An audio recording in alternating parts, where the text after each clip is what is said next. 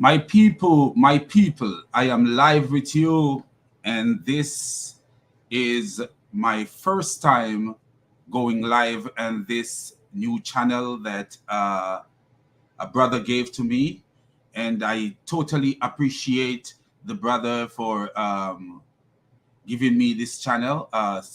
Um, this channel was given to me by a brother, and I, with the help of God Almighty, I will do my best to bring content out that is noteworthy. So I am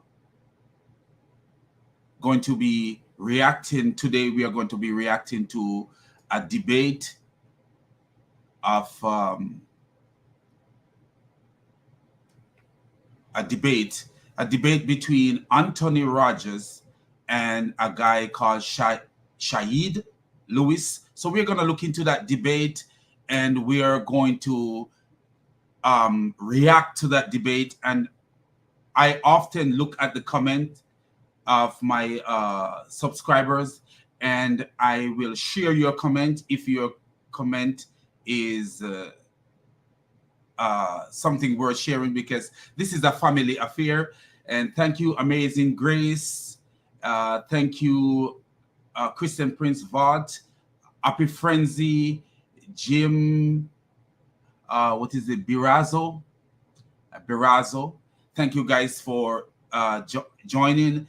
And as I say, we are going to be reacting to a video of a debate with Anthony Rogers and a guy called Shaheed Lewis. And we're going to see how the Muslim operate, the way they think, the narrow-mindedness we're going to see here. But before we begin, I want to say all praises to the triune God, the God who is above all gods, the God who gives us wisdom to decipher things and to make sense of sensible things and to make nonsense of things that are nonsense. And as I always say, Islam is nothing but pure nonsense. So let's get into this video, and we are going to take it from there. I have decided to do a little different with this channel that I was given by a gracious person, and I thank him so much. And we're going to make it a family affair. So anyone who want to join in at any time, can join in, and we talk about what the video we are going to. So let me give you the link so that we could share this, become a family affair, because this is how I plan to do this channel. And that is the link. So a Muslim could join in, no disrespect. You can't come here any disrespect for our Lord and Savior Jesus Christ. No disrespect at all. If you want to join in, that's okay. But let's share this video and let's start.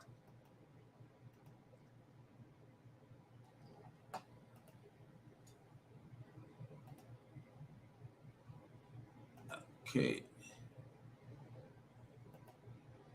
Okay, so we are gonna share this video here and start the stream and go live. Let's see here. Here we go. Okay. So this video was done during the our Strong Tower National Apologetic Conference, and that was just like less than a week ago, maybe a week ago, just over a week ago. So let's get into the debate, and we are going to actually start from where the guy started. So here we go. Let's go ahead and throw you guys up here. There we go. Okay, so this is how it's going to work. I'm going to go over the rules real quick, and then finally each will have 4 minutes for the conclusion. So my question to you guys is, are we ready? Okay, then let's dive on in.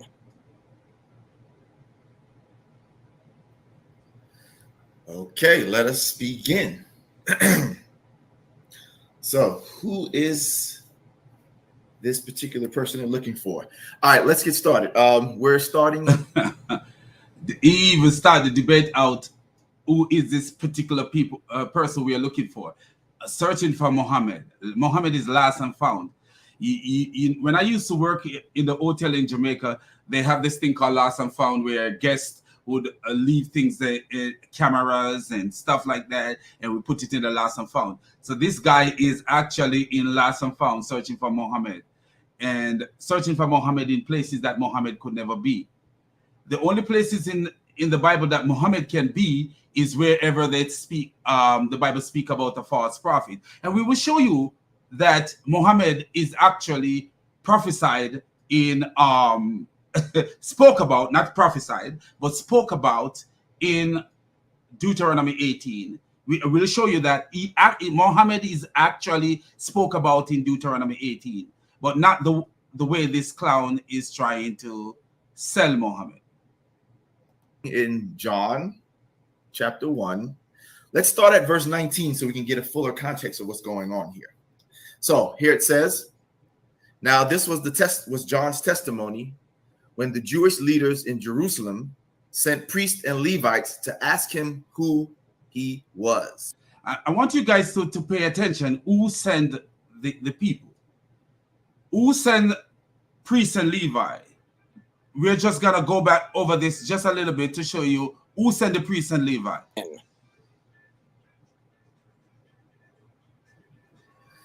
Okay, let us begin. So, who is this particular person they're looking for? All right, let's get started. We're starting in John chapter 1. Let's start at verse 19 so we can get a fuller context of what's going on here. So here it says, now this was John's testimony when the Jewish leaders in Jerusalem sent priests and Levites to ask him who he was. He did not fail to confess, but confessed freely, I am not the Messiah.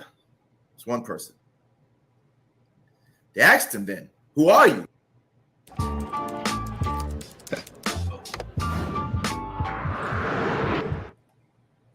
Are you Elijah? He said, I am not. Second person. They asked him again, are you the prophet? He answered, no. Three people they're asking him about. Right?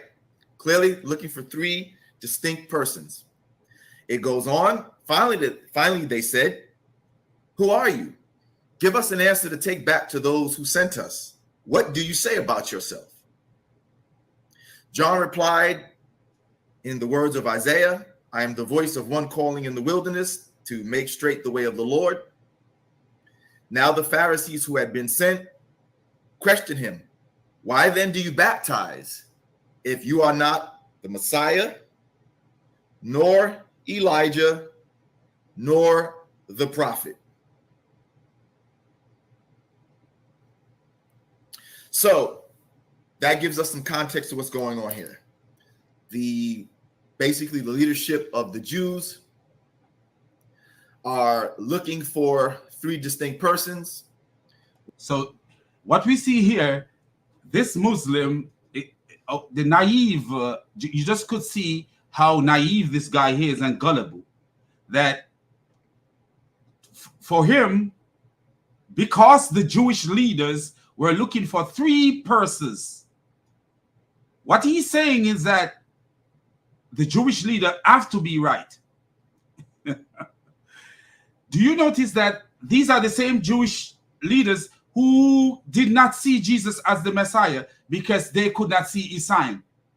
They could not read the signs clearly that point to Jesus as the Messiah. But this clown is taking them. The same Jewish leader sent these people and said, these people asked three questions. Are you the Messiah? Are you Elijah? Are you the prophet? But we are seeing that these Jewish leaders were not, they were blind leaders. Why do we see that? Because they denied the Messiah. They could not even see the sign of the Messiahs. the sign of the Messiah, the signs of the Messiah in the Old Testament, in the Tanakh. They could not see the signs of the Messiah. But this clown is using them as gateway to point to Muhammad. So blind leading blind. So the blind leaders are leading this clown. And let me show you exactly that Jesus called these leaders blind. Let me show you that Jesus called these leaders blind. And we show you that this clown is not even worthy to debate anybody. So let's just show you guys that Jesus called these leaders blind. So why is this guy following blind leaders? I want to know, why is this guy following blind leaders? So let's go, let's show you something.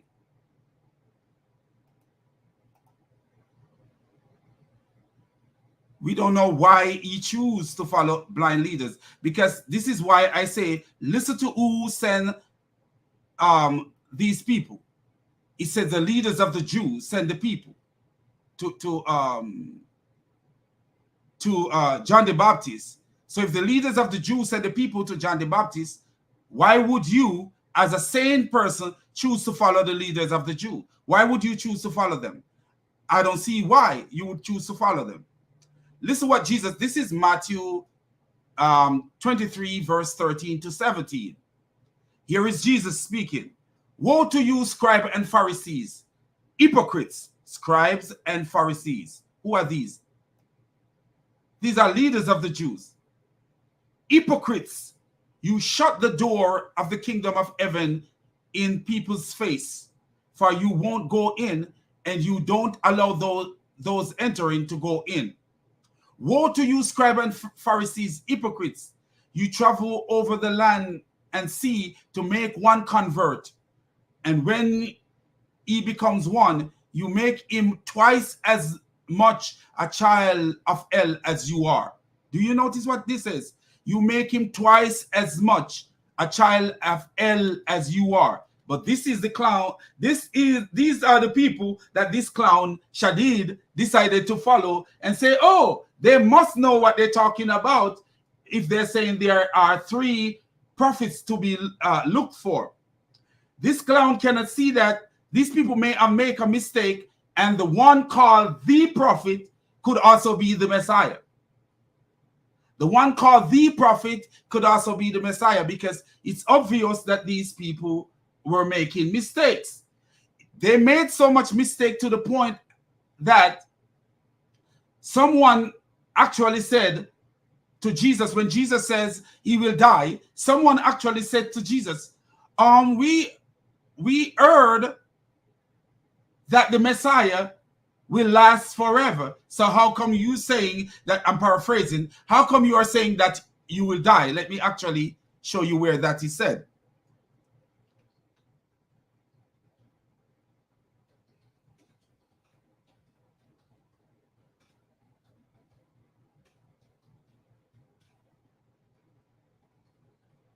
So let me show you that.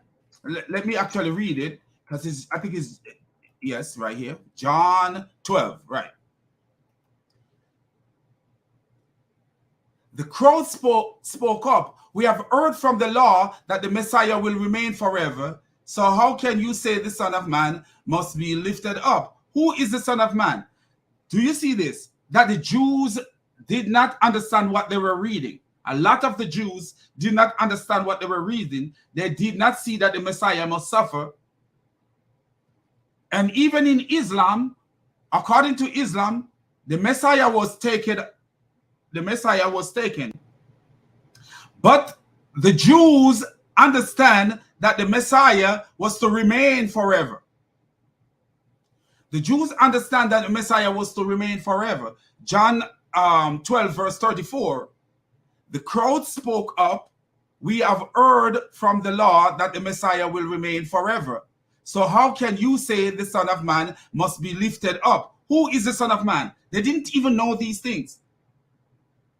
They didn't even know these things. And when he said they heard from the law, did they have a Torah for themselves?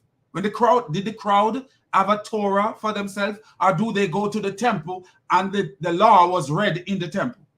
They used to go to the temple and the leaders would read the law. The Pharisees and the scribes, they would read the law in the temple, and that's how they learn. But to show you that the Pharisees and the scribe, the leaders, did not understand the law, they did not see Isaiah 53, they did not understand all this stuff, they did not understand the book of Daniel, they talk about the cutting off of the Messiah. They did not see these things. So what this Muslim Shaheed is doing is the blind leading the blind. Shaheed is a blind man. Muhammad was a blind man. And here is Shaheed being led by the blind leaders of Israel. The blind leaders of Israel, because I show you here with Jesus talking about the leaders of Israel. He said, woe to you, blind guides. Verse 16, do you see this? Woe to you, blind guides who say, whoever takes an oath by the temple, it means nothing. But whosoever take an oath by the gold in the temple is bound by his oath. Blind fools. So guess what? Shaheed is led by blind fools. While we listen to the Messiah, we listen to the disciples are given the wisdom to understand the kingdom. We find that, I think in Matthew 13, we will find that, Matthew 11, I can't remember exactly, we find that. But who is Shaheed following? Shaheed is following blind fools, blind fools, blind fool like Muhammad. Shaheed is following blind guides like Muhammad. So these people believe that there is going to be three people, three prophets, three different people to come, one the Messiah, one Elijah, and one the prophet. But it does not appeal to Shaheed that it could only be two. Why? Because the people were making a mistake. And if you look at this, the response of Anthony Roger, you see perfect response. But what I want to do is there were some places where Anthony did not answer him because that's what the debate was about. But I want to go into those places where Anthony did not respond to him. So let's get back to the video.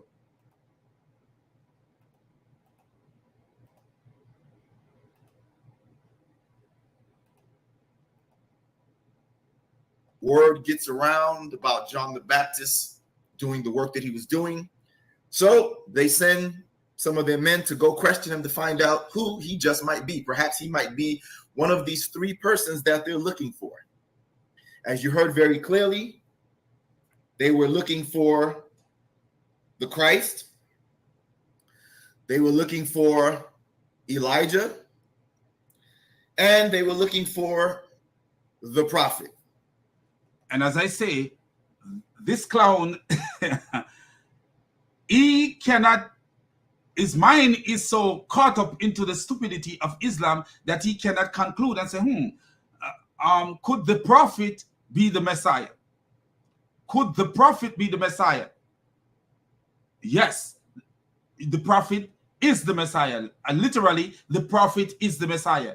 Because the Messiah told us that Moses spoke about him. And you will see where our brother, Anthony Roger, had made that clear to this clown, but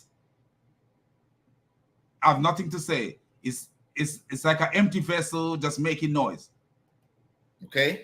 He said he was neither one of these persons, but we still need to find out who they are so we can eliminate certain persons and then isolate one, right?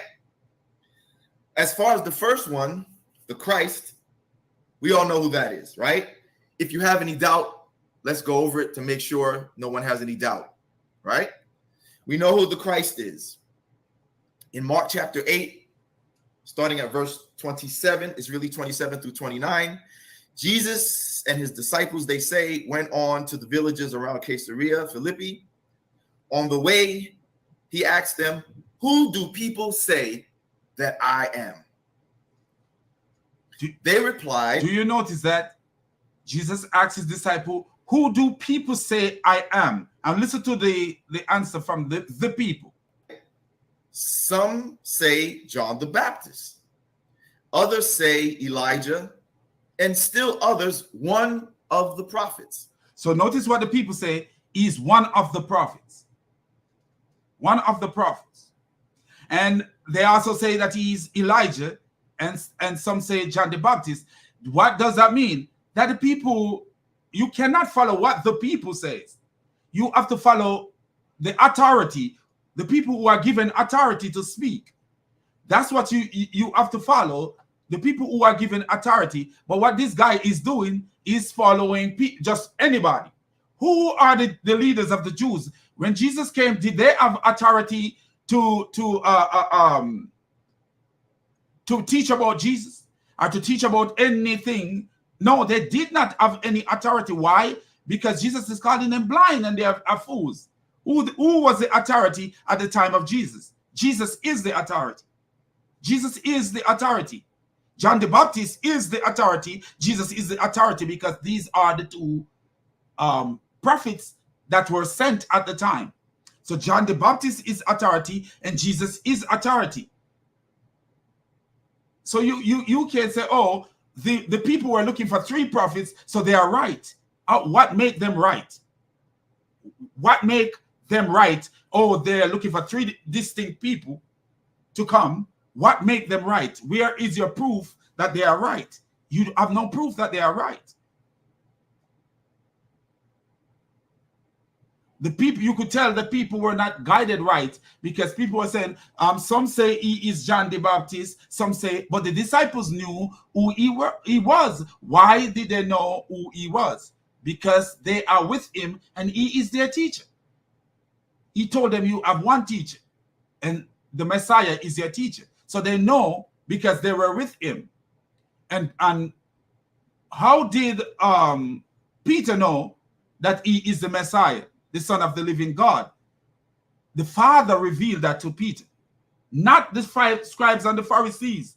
The scribes and the Pharisees didn't know what they were talking about. So how is this clown following what the scribes and the Pharisees says? I don't know. But to be clear, he says, "But what about you?" He asked, "Who do you say that I am?" Do you notice what Jesus did? He asked them what the people say that he is. And then he asked his disciple, who do you, because they have the authority. They have more authority than the people. So Jesus is asking them, like, who do you say I am? You are believers. Who am I? So if you're going to want to know anything about who is to come, who you got to learn from believers, from true believers. You cannot learn from people who are blind, people who are false doctrine and all that stuff. But this is what this clown decided to do, to learn from the leaders who are blind. So the Messiah is saying that the leaders are blind, and this is who this clown decided to follow, just like he followed the blind Arab Muhammad. Peter answered, "You are the Messiah." Right? We got the rumors that other people are saying you're this, you're that, you're Elijah, one of the prophets, John the Baptist. Yeah, but what about you? Who do you say that I am? Let's make it clear. Who do you say that I am? And Peter's answer was, "You are the Messiah."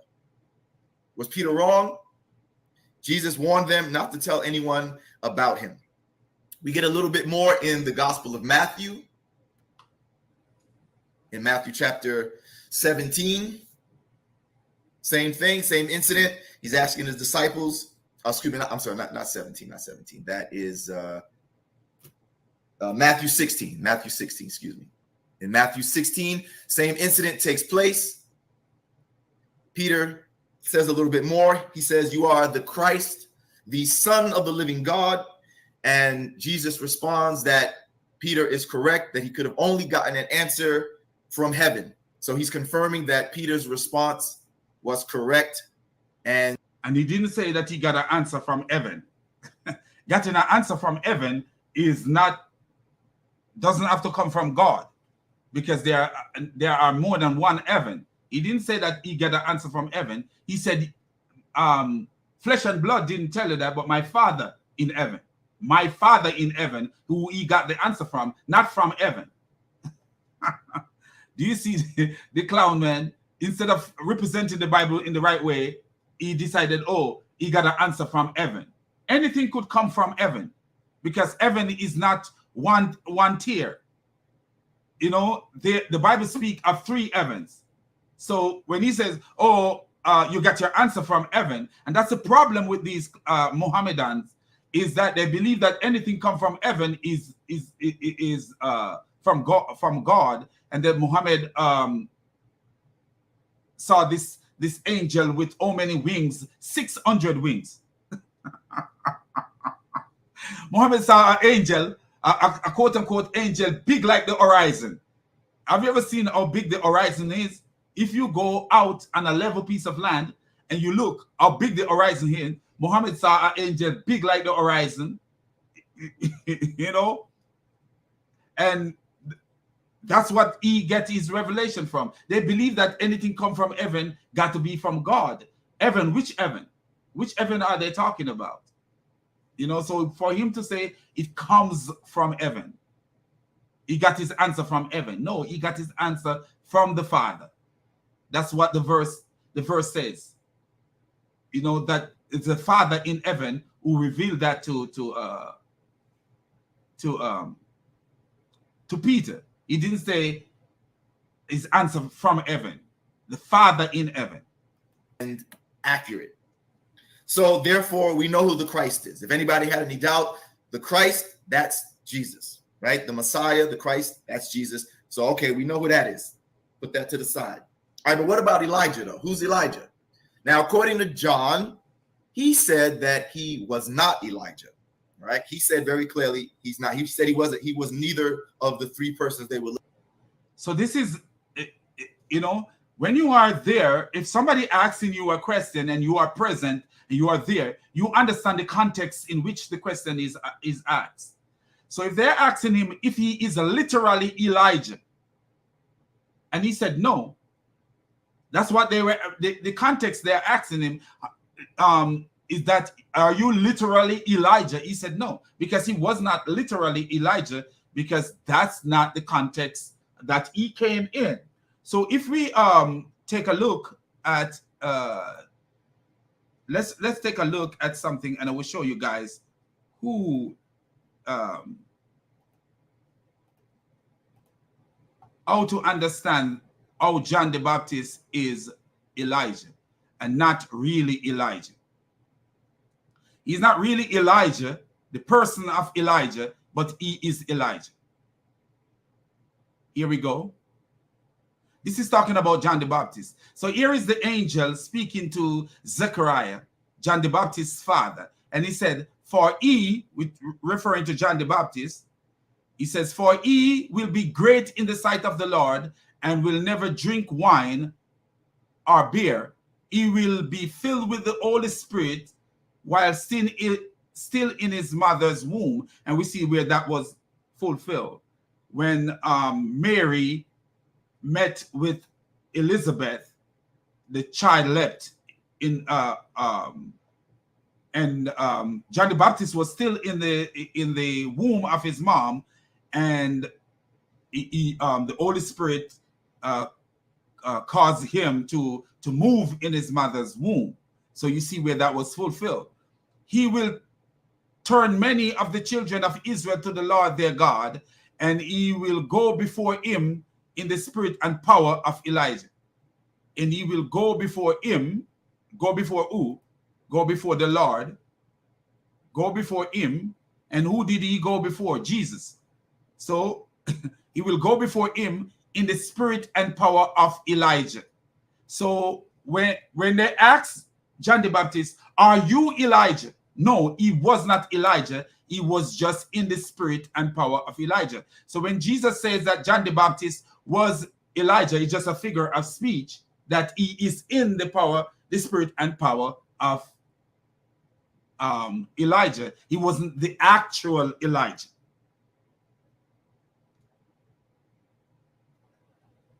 So let's let him continue.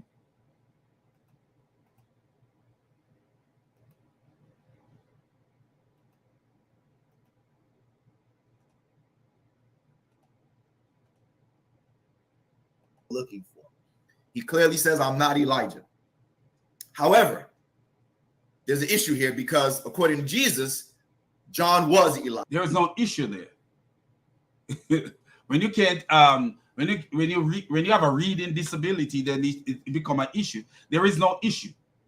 An issue is a problem. There is no issue. The angel told you that he will go in the spirit of Elijah.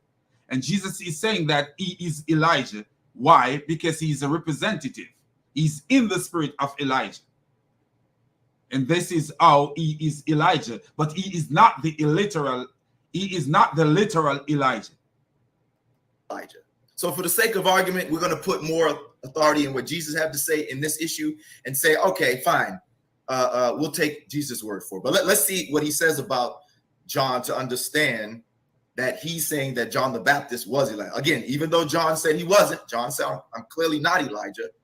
But according to Jesus, Jesus says that he was Elijah. This is in Matthew chapter 17. We already cleared that up. So when John said he was not Elijah, literally, he is not Elijah, but he is in the spirit of Elijah. But to show you that the people who were coming to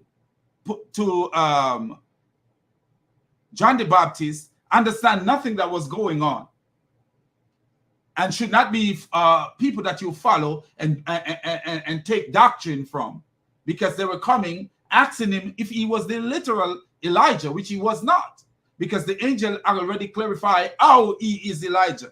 He is in the spirit of Elijah, and that's how he can be referred to as Elijah, but he is not the actual Elijah. How do we know that?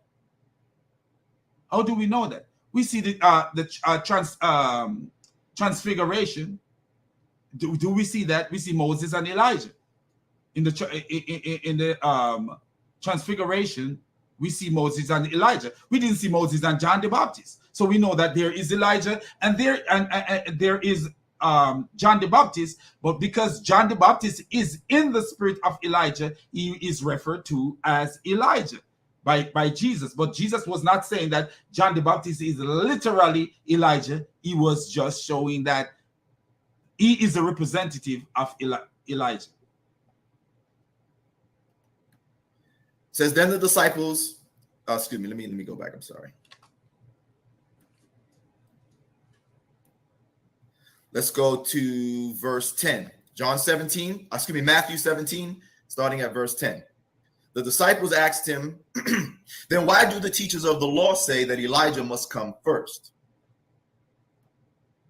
Jesus replied, to be sure, Elijah comes and will restore all things. But I tell you, Elijah has already come, and they did not recognize him, but have done to him everything they wished. In the same way, the Son of Man is going to suffer at their hands.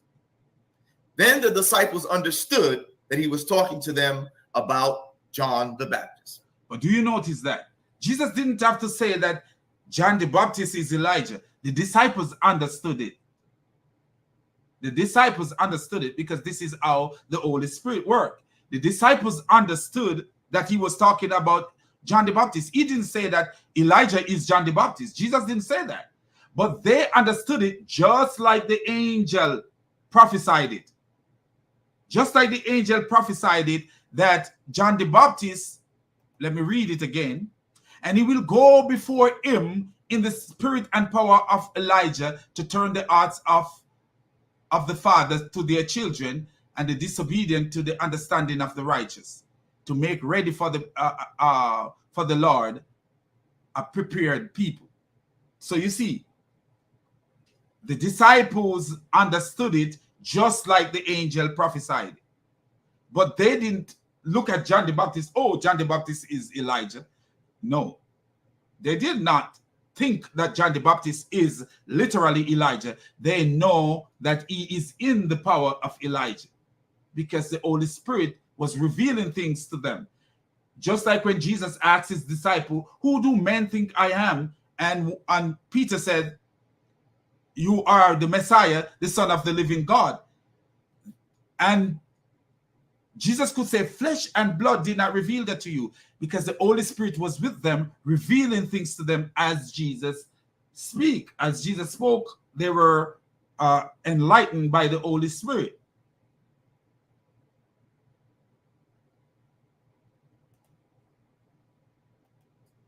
So according to Jesus here, John the Baptist was in some way Elijah returning. And I'm glad he said that. This is the most sense he makes so far. Was in some way Elijah returning. In what way? According to the angel, he came in the spirit and power of Elijah. Okay, again, we understand John the Baptist said he wasn't Elijah, but according to Jesus, why is this clown revealing this thing? Why is he repeating himself? Because in his mind, his stupidity is telling him that there is a contradiction when there is not. This is why he's repeating himself like this. And if you notice this clown, if you go to his channel, anywhere you go, you will see this clown saying, this is corrupt, but he wants to use, if you look from this, it's like what, 9 verses from the corrupt Bible, quote unquote corrupt Bible. This guy wants to use 9 verses from the corrupt Bible to say Muhammad is prophesied in that. So it is okay for this clown to use to find Muhammad, to find Nemo. To find Nomo. It is okay for this clown to use to think to find Nomo, but it's not okay for us to use to find salvation. Do you see how clownish this cartoon character is? It is okay for him to use to find Nomo, but it is not okay to think to find Nomo. Notice what we got to put it right. It is okay for him to use to think to find Nomo, but it's not okay for Christians to use the Bible to find their salvation. It's so corrupt, but you can find Muhammad in there, but it's so corrupt that you cannot find salvation in it. Wow. This is the stupidity of clowns like this. But according to Jesus, John the Baptist was Elijah returned. So two people are, we got who two people are. We know who the Messiah is. That's Christ. That's Jesus. And who told this clown that it is 3 people? Who told this clown that it's 3 people? So the blind leading the blind. The blind leading the blind. When Jesus asked his disciple, who do people say that I am? There were 3 answers given. One of the prophet, and Elijah, and John the Baptist, just to show you that the people didn't believe that Elijah was coming back as Elijah, because they see Jesus and they were thinking Jesus was Elijah. So we see that coming back as Elijah is coming back in a different way. It wasn't like, oh, Elijah himself was gonna come back according to the understanding of some of the people, because they mistake Jesus for Elijah. But we can follow those people because those people are not spiritually guided. Who do you follow? Who do you follow? If you are going to follow anybody, who do you follow? The Messiah. He is the one that that John the Baptist came to make way for. So he is our guide. No one else is our guide. No one else is our guide. John the Baptist is to guide the people to the Messiah. That's what John the Baptist's job is to do, to guide the people, to make way for the Messiah. We are to follow the Messiah. So when this clown decided to follow some Jewish leader looking for 3 different prophets, we see where he totally make a mistake, because the Jewish leaders were erring. They were in error.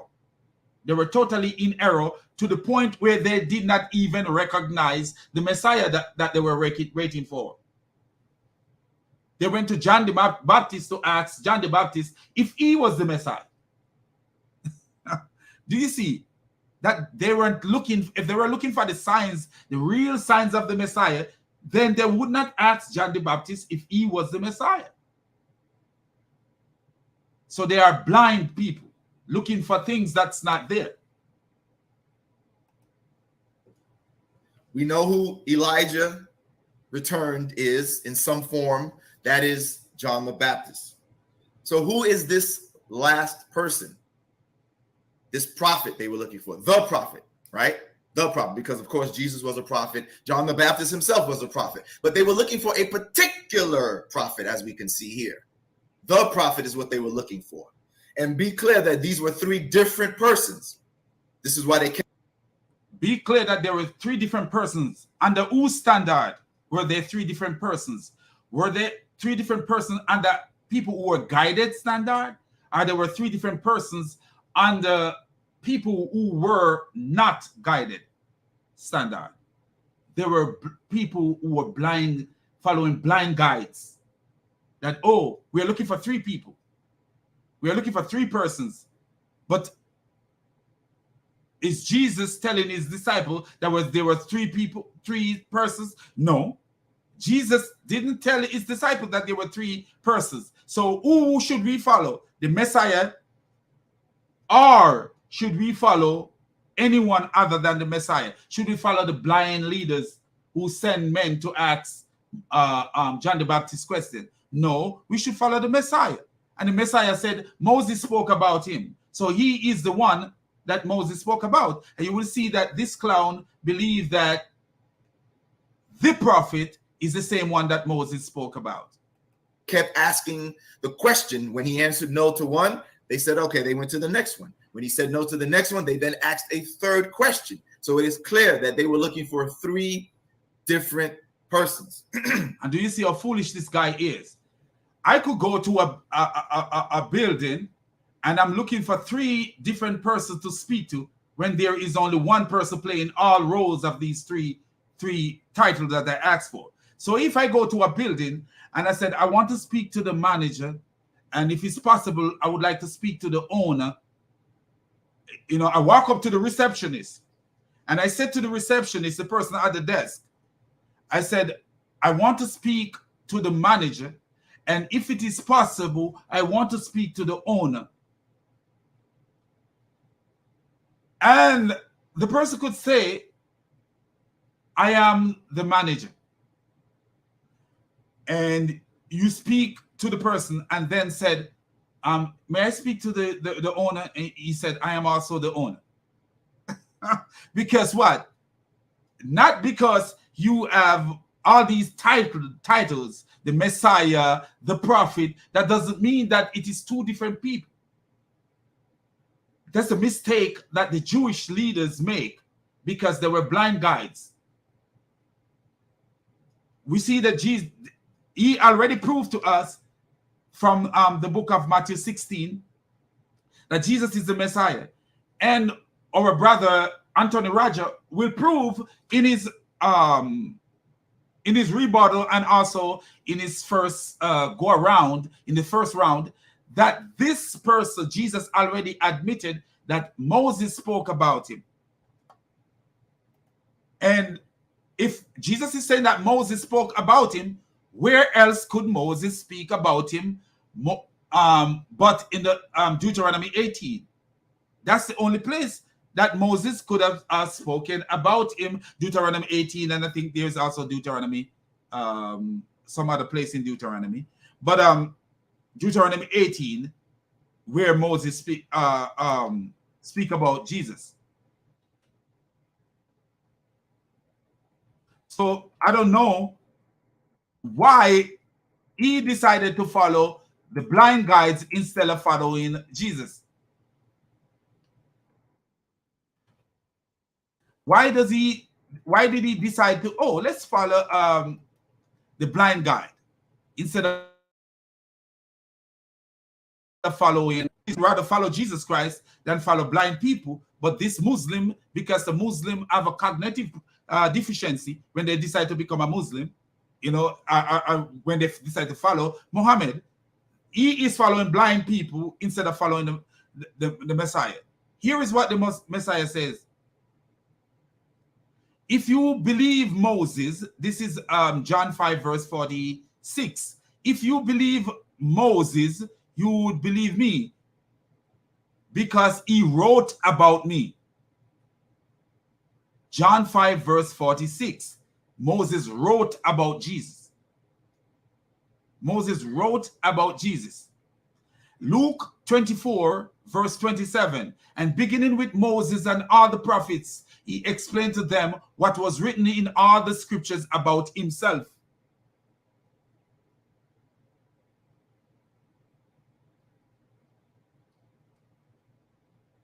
So do you see? So Jesus tell us that Moses wrote about him. So where is it that Moses wrote about Jesus? That's the question. So then who is this last person? Who is this prophet? This particular special prophet that they were looking for? Again, Jesus is the Christ, the Messiah. John the Baptist is Elijah returned. Who therefore then is this prophet? Well, when we look at these verses, the Bible cross references of the Christians tell us that this goes back to Deuteronomy chapter 18, where a particular prophet, a special prophet is told would come to the Israelites. Notice what he says. A special prophet will come to the Israelites. He actually killing himself there. A special prophet will come to the Israelites. And who did Jesus say he came to? He said, I was sent to the lost sheep of Israel. He wasn't sent only for the lost sheep of Israel, but he was sent to them because they are the one who should receive and give. In the book of Zechariah 8, I think verse 23, he says, in those days, 10 people shall take hold of a Jew and said, by the hem of his robe, and said, we heard the Lord, I'm paraphrasing here, we heard the Lord is with you. Come, let us go with you. We heard the Lord is with you. So let me actually read that, because what? It's prophecy. So Jesus come to fulfill prophecy. And this is how prophecy is fulfilled. You know, Muhammad have no place in this. Muhammad have no place in this at all. They could do all kind of acrobatic somersault and triple backflip or whatever they call it, cartwheel or whatever. They cannot get Muhammad into this. Thus said the Lord of hosts, in those days, 10 men from the nation of every tongue shall take hold of the robe of a Jew, saying, let us go with you, for we have heard that God is with you. So Jesus came to the Jew to fulfill these things. Jesus came to the Jew. This is Zechariah 8 verse 23. Jesus came to the Jew to fulfill these things. And you notice what this guy says, that Moses said to the Jew. Moses said to the Jew, prophet, this particular special prophet that they were looking for. Again, Jesus is the Christ, the Messiah. John the Baptist is Elijah returned. Who therefore then is this prophet? Well, when we look at these verses, the Bible cross references of the Christians tell us that this goes back to Deuteronomy chapter 18, where a particular prophet, a special prophet is told would come to the Israelites. So a specific prophet will come to the Israelites. Oh, yeah. What a clown, man. And this is why the Jews came to John the Baptist as Israelite. They came to John the Baptist, an Israelite, and if all the people that they mentioned, are you the prophet? Why did they ask him if he was the prophet? Because the prophet is supposed to be an Israelite. Why did they ask him if he is Elijah? Because Elijah is an Israelite. Why did they ask him if he is the Messiah? The Messiah is supposed to be an Israelite. Do you see how clownish and foolish this guy is? Somebody need to examine his head, because when he was a child, it seemed like his mama was running to catch a bus with him in his hand, and he fell out of his mama's head and hit his head. Somebody need to turn him upside down, hit the other side of his head to put him back into his senses. How does this have nothing to do with Muhammad?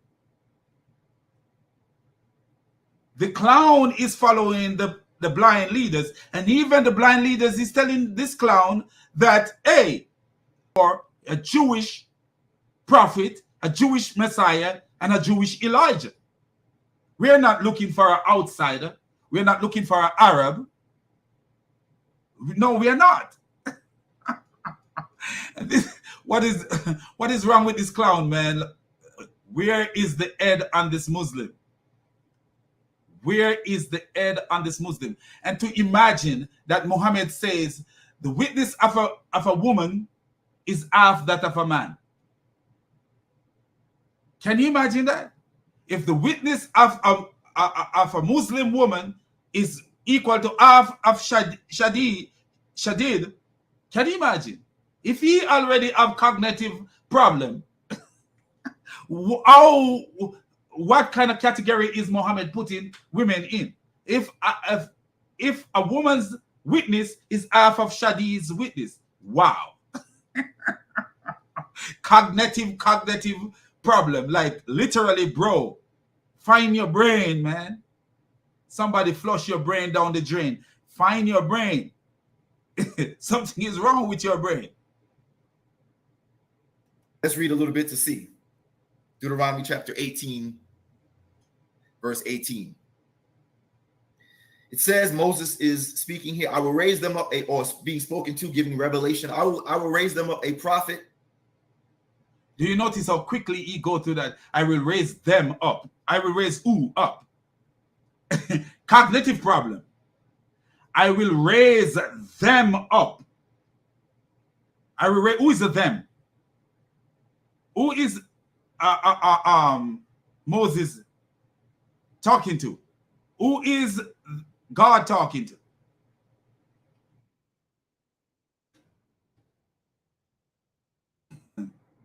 Who is God talking to?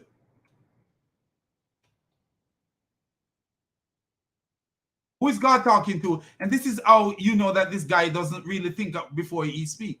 Who is God talking to? Who is God talking to when he said that? Then the Lord said to me, they are spoken well. Notice the context. And this is why you don't let a Muslim read for you. Never let a Muslim read for you, because a Muslim have one-track mind only to establish the clown called Muhammad, not to teach anything of sense. Take things out of context. This is what you ask for of the Lord. So the people ask that Moses, the people make certain requirement from God. And Moses is saying, this is what you ask of the Lord your God at Horeb on the day of the assembly, when you said, let us not hear the voice of the Lord. Who is he talking to? Who is the context? Let us not hear the voice of God, I see the great fire anymore, so that we will not die. So the people of Israel say, we don't want to hear God's voice anymore. We don't want to see that great fire anymore. We don't want to die. We are scared of God speaking so openly to us. Then the Lord said to me, they have spoken well. Notice he says, they have spoken well. So who is they? Israel. I will rise up for them a prophet like you. I will rise up for who? I will rise up for them a prophet like you. from among their brothers. I will put my words in his mouth, and he will tell them everything I command him. He will tell them. Who is it them? If we go into context, who is this prophet going to talk to? Them, Israel, not anybody outsider. And this is why Jesus came to Israel. I was sent only to the last sheep of Israel, because Israel is the light, the guide for the other nation. We see that when we read the book of Zechariah that I read to you before. Thus saith the Lord of hosts, in those days 10 men from the nations of every tongue shall take hold of the robe of a Jew, saying, let us go with you, for we have heard that God is with you. Zechariah 8 verse 23. And it's all over Jeremiah, all over Isaiah, corresponding verses. But if you notice what Jesus did, Jesus chose disciples, all of them Israelite, to send to the nation. In Matthew 28 verse 18, he said, go make disciples of all nations. Because it is the Jews that were supposed to bring salvation to the rest of the world, not an Arab man. So I don't know how this clown decided, oh, I'm going to just take this out of context and just say, oh, this must be talking about Muhammad. No. I will raise up for them a prophet like you from among their brethren, and not because this prophet got to be an Israelite, have to be an Israelite. Because if the prophet is going to be like Moses, then the prophet is going to be a ruler and a leader. And God told the Jews not to make any foreigner rule over them. They should never make a foreigner rule over them. That's what God told the Jews. And Muhammad wanted to rule the Jews. You know, but God told the Jews never to make a foreigner rule over them. So Islamic rule can never be what the Jews will follow. Islamic law can never be what the Jews will follow.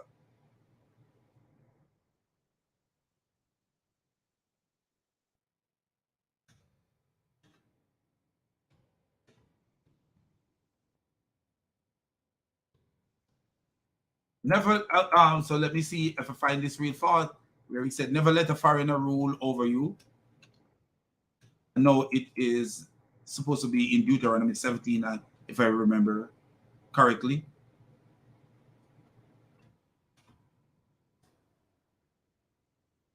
Yeah, Deuteronomy 17, verse 15.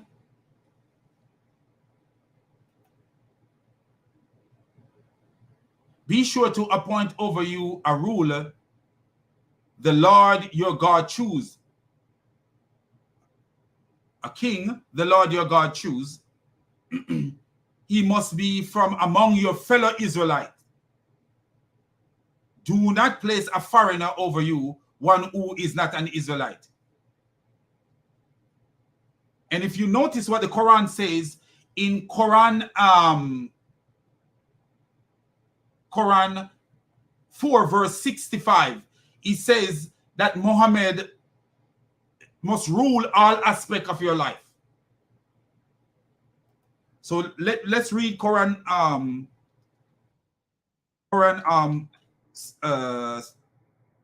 4 verse 65.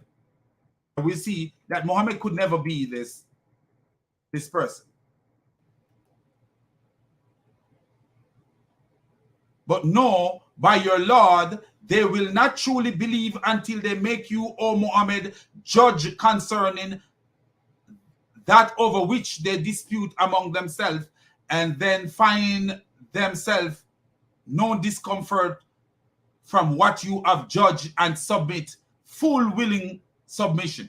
So Muhammad is a judge over these people. And what the Bible says, never let a foreigner rule over you. It must be a fellow Israelite that rule over them. So Muhammad could never be that person. It's clear that Muhammad could never be that person, and it's clear that the salvation comes through the Jews. And Jesus even echoed that. Jesus even echoed that in John 4, verse 22. John 4, verse 22, what did Jesus say?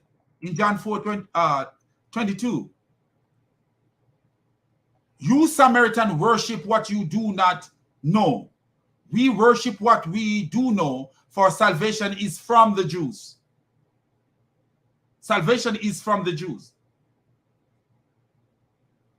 Totally. So we see where Zechariah is telling us that men from other nations will take all of the Jews and say, come, let us go with you, because we heard that God is with you. And we see where Jesus is saying that salvation is from the Jews, because it is true. The Bible is cohesive. You can't rip things out of context. And this is what the naive wolf, Shadid, is thinking of doing. From among their brethren, like you, I will put my words in his mouth, and he shall speak unto them all that I shall command him. And it shall come to pass that whoever will not hearken unto my words, which he shall speak in my name, I will require it of them or of him. So the funny thing about it, how did words get into Muhammad's mouth? How, according to Islam, how did words get into Muhammad's mouth? Did Allah put words into Muhammad's mouth? No. Did Allah put words into Muhammad's mouth? No. A critter grabbed Muhammad in the cave at Hira, choke him like an MMA fighter 3 times until he couldn't bear it anymore. They run out of the cave screaming like a girl chased by bees, and then claim that he's a prophet. His wife make him a prophet, because he believed that he was possessed by Satan, and his wife make him a prophet. But we see Allah didn't put no words in Muhammad's mouth. It's not like how Moses got words straight from God Almighty. Moses got words straight from God Almighty. Allah didn't put no words. Muhammad even say the revelation come to him like the ringing of a bell. And then Muhammad even say the bell is the instrument of Satan. So a bell was putting words in Muhammad's mouth, and the bell is the instrument of Satan. So I don't see how this clown is saying that Allah put words in Muhammad's mouth, when according to the Quran is the word of a noble messenger.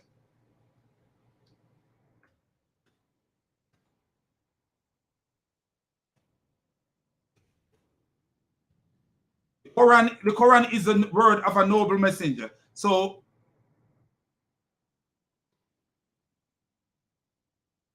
how did Allah let's look at this right here. So this is the Quran.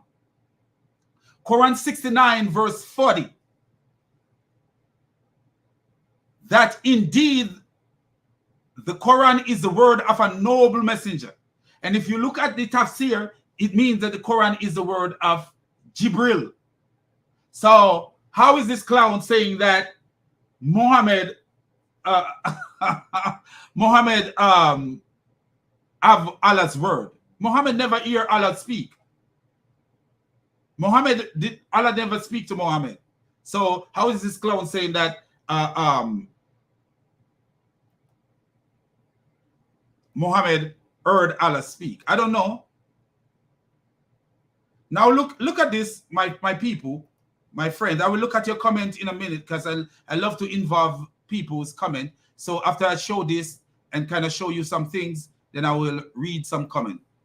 You know, forgive me if I haven't looked at your comment yet. You know, I like to involve the subscribers and the people in the chat. So thank you guys for watching, and God bless everyone out here. The Great Commissioner, my brother, is here. Thank you guys so much. I respect I respect you guys. I love you guys. So listen to this. Do you see this? This is Surah 69 verse 40. That indeed the Quran is the word of a noble messenger. So how is this clown saying that Allah put his word in Muhammad's mouth when the Quran is a confusing book that says, oh, the word of Allah is the word of Jibril. The Quran is a confusing book. The Quran is a confusing book, a very foolish, confusing book, and that might not even be the only surah that says that. I think there is another surah that actually says that. And let me check 81 verse this. This might be it. That indeed the Quran is the word. Notice what the thief right here do. Sai International, they have to put their own words into parentheses to help Allah to write. That indeed the Quran is a word, and they put conveyed by a noble messenger. But look at this, speak that this is the truth, the word of an honored messenger. Do you see that? Yusuf Ali picked out, because these Mushin Khan and Sai International are Allah themselves. They write their own Quran. They are a version of Allah. They write their own Quran. Mushin Khan. If you look at the words they put into parentheses just to help Allah to write, because Allah have a writing problem. Allah have a writing problem. So, do you see? So, Muhammad never get Allah word. Moses get Jehovah's word. Jehovah's word came directly to Moses. Spoke directly to Moses. Jesus heard directly from his father. Muhammad was never a prophet like Moses. So, I don't know what is wrong with this clown, you know, and I sing often, so you guys will hear some songs from me. Don't you know, I'm from Jamaica, so I will sing for you guys, and you know, don't get discouraged when I sing, because sometimes I go off into these singing vibes. So you know, I love you guys, man, and thank you guys for being here. You know, I have all respect to the brother who gave me this channel, because I think he sees something that I am doing that is right. So he decided to give me this channel, and I take my hat off to him. And brother, if you are watching, if there's anything I can do for you, man, don't be shy to ask. You know, anything I can do for you, man. If you are in need in any way, man, and you need help, man, just reach out to me. What I have is for Jesus, so I'll give you from what Jesus gave to me. So let's get back to this. So apparently they were still looking for this prophet, right? Even at the time of Jesus and John the Baptist, they apparently were still looking for this prophet. And what this clown don't realize, they are still looking for the Messiah. So you can't trust these people. You cannot use these people as, oh, they are everything that I'm going to build my finding no more. I want to find no more. So, oh, I'm going to build everything on these people, because they are still looking for the Messiah. The Pharisees and scribes did not accept Jesus as the Messiah. So why are you following in their footsteps? Why are you following something that they say? You could see that they are blind guides. So why are you following them? Because you just as foolish as they are. Remember what Jesus called them? You remember? I show you what Jesus called them. Fools. And you are proving yourself to be an idiot. Jesus said to them, woe to you, blind guides, blind fools. And this clown is following them. Why? Because a fool follow a fool. A fool will follow a fool. And for real, you know, when we were kids, man, growing up in Jamaica, my father always tell us, don't do this, don't do that, don't do that. And then, because we were kids and foolish, to be real with you, we were kids and we were foolish, we follow some people sometimes. But when it got to my father here, my father would say, hey, sit down and analyze the person that you're following.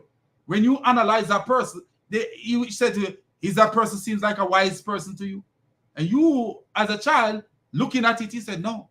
He said, then why do you follow that person? If you follow a fool, you are worse of a fool than the fool that you are following. Because what? Back in the days of Jesus, the people, before Jesus, the people only have those people as guides to follow. But we have more to follow. We have all of the saying of Jesus. We have the saying of the disciple. Why do you ignore what Jesus called these people? That they are blind guides and they are fools, blind fools, and you following them. Oh, we're looking for one more prophet. It's one more prophet when these people are still looking for the Messiah. The one that you say is the Messiah, that Islam say is the Messiah, they say, no, he's not the Messiah. We're still looking for the Messiah. I was in New York when I just came to the United States. I was in New York for what, 18 months, a little bit over. And there was a sect of Jews. There was a sect of Jews there that actually was guarding a grave of a man. They believe that the man is some form of Messiah, and they believe the man is buried in this grave, and the man will be resurrected. If you think I'm lying, look it up. There's a sect of Jews in New York City who believe that this man that dead in this grave is going to be resurrected. Look it up. And one day, actually, I'm going to make a video of it. If it's God's will that I remember. If someone remind me about it, I will make a video showing how blind of a fool these Jews, not all Jews, because there are Messianic Jews who believe in the Messiah and there are Jews who will come to the Messiah, because this is prophesied that the Jews will come to the Messiah, and they will. And when you see the Jews started coming to the Messiah in groves, then you will know the time is near.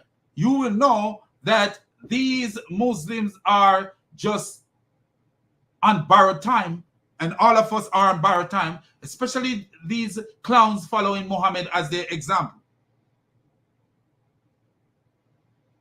So let's get back to this video. Now, when you ask the Jews, they have different answers to who this prophet was, right? Some point to Jeremiah.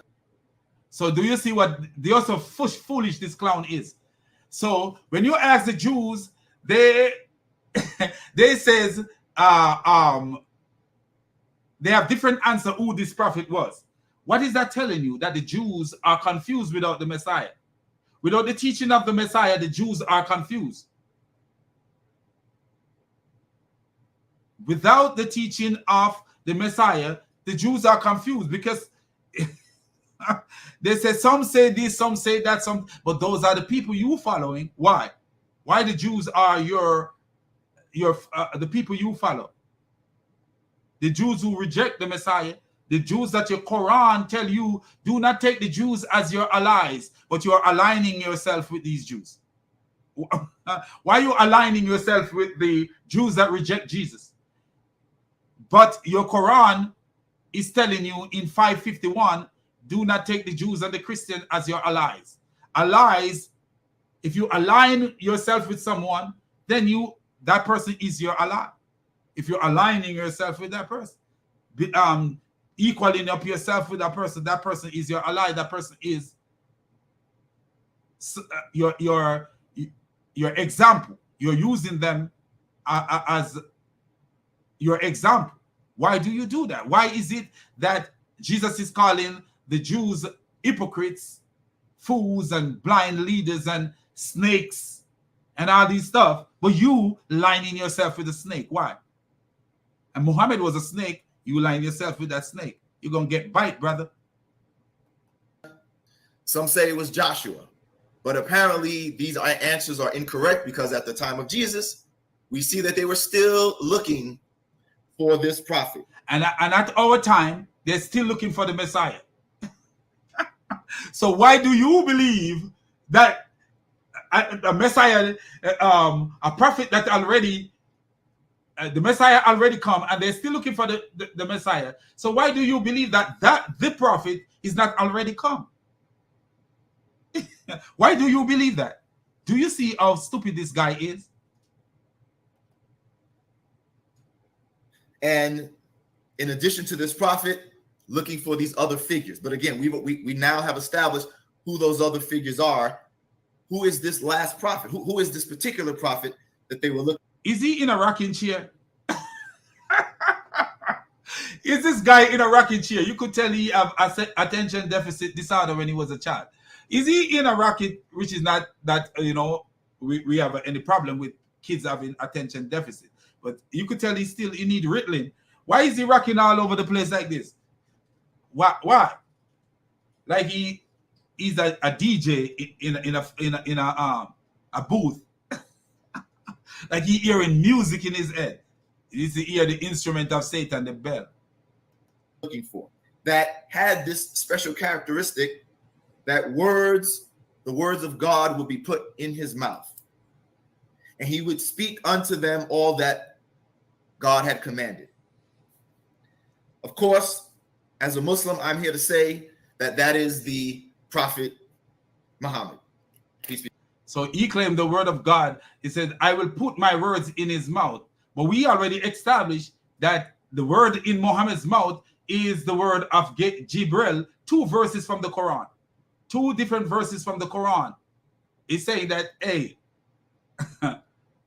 we have Surah 81, verse 19, and what was the other one? Is it 69 verse something? Surah 69 verse something. I can't remember what the other one was. Surah 69 verse 40. This is the word of a messenger. So the Quran is the word of Jibril. Because Allah didn't put his word in Muhammad's mouth. Gabriel's word went into Muhammad's mouth. Nowhere can this clown show us where Allah speak to revelation to Muhammad. Nowhere at all. And even the so-called Gabriel cannot be trusted. The so-called Gabriel cannot be trusted. We see where a Jewish, since we are on the topic of Jews, we see where a Jewish man asked Muhammad 3 questions, and one of the questions is, how does a child resemble his paternal, his parents, something like that. And Muhammad said, Gabriel just came and told him the answer. And Muhammad says, the woman and the man have sex, the one who ejaculates first is the one that the child will resemble. We know that a female ejaculation have nothing to do, nothing at all, to do with genetic composition of a child. Nothing. It doesn't have anything to do with Y and X chromosome. So at the end of the day, Jibril was just a liar. Muhammad was a liar and Jibril was just a liar. They were fabricators. They weren't true to their followers. So I don't know. This Jibril, subliminal messages from the Quran, subliminal message telling you that indeed the Quran is the word of a noble messenger. So subliminal message. Hey, this is not God's word. This is the word of a messenger. And who is the messenger coming from? Is the messenger taking his own message, or is he taking other message? In Islam, there are many shaitans. Many satans. And we see in Sahih Muslim 28:14 where Muhammad say he have a Satan with him that was commanding him. So let's look at some of the comment for a minute, and then we will go and back to this clown and see what he's saying. So let's go to the top and see what my people are saying. Happy Frenzy Peace and blessing to you, Happy Frenzy. God bless, man. Christian Prince Vault, shalom, man. God bless you. God bless you. Amazing Grace, thank you for being here. Allah cannot have a son. And we are going to go into that. We are actually going to talk about this because of something that he says. That we are going to talk about Allah cannot have a son. So that was something good right there. That, you know, so we're going to be talking about that. Dan Yu, what's up, my brother? Love you, man. Love you too, man. And this sister never leave me alone. So God bless you, my sister. God bless me. How are you? God bless you. How are you? Thank you for being here. And we have Dwight, Understanding Islam Added plus Quran plus co-power hate. Oh man. Sayyid al-Bukhari, Quran 1, his word. Okay. All right. And then we have Sean K. God bless you too, Sean K. God bless you. Fly Wings. Hello to you. Hello to you. Psalms 23. God bless you. God bless you. Great Commissioner, my brother. Shalom to you. Shalom to you.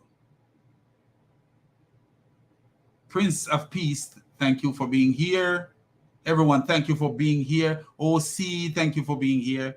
God bless you all. Okay, so let's get back. We'll look at some more names in a minute. So let's get back. So what I want to show you guys, we're going to play it a little longer so we can cover some more ground. But I want to show you how deceptive this guy is.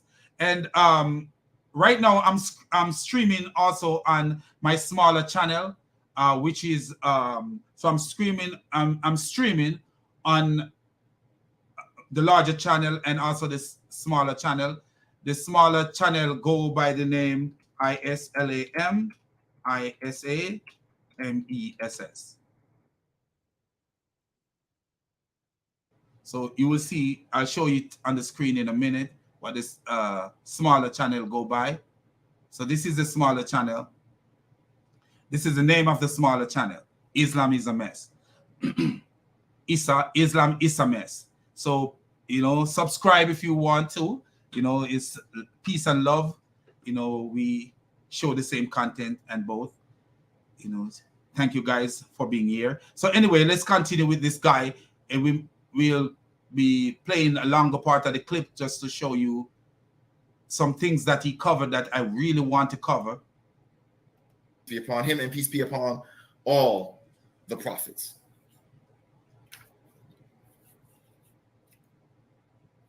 So, does Muhammad have this characteristic of speaking only that which he hears? Well, we see that it's exactly the case when we look into the Quranic scriptures.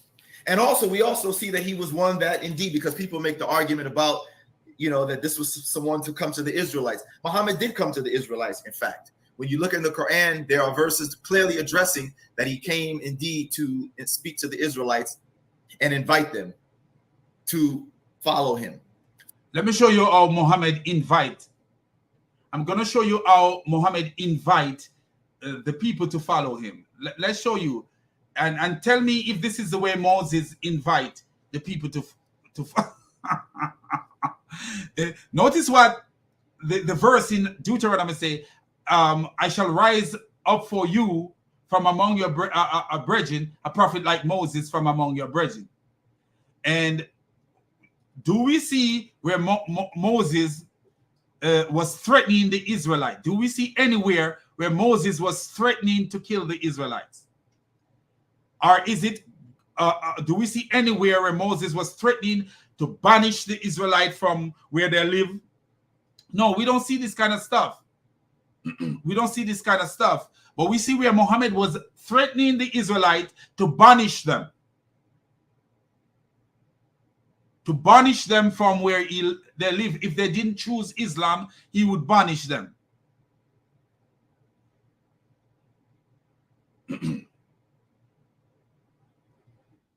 show you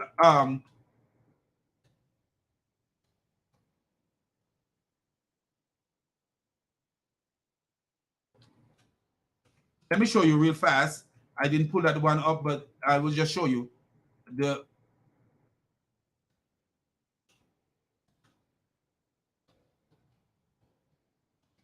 but let me show you.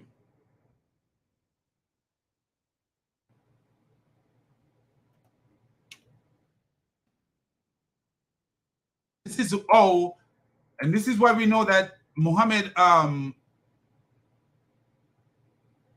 could never be the prophet that was sent to the Jews, because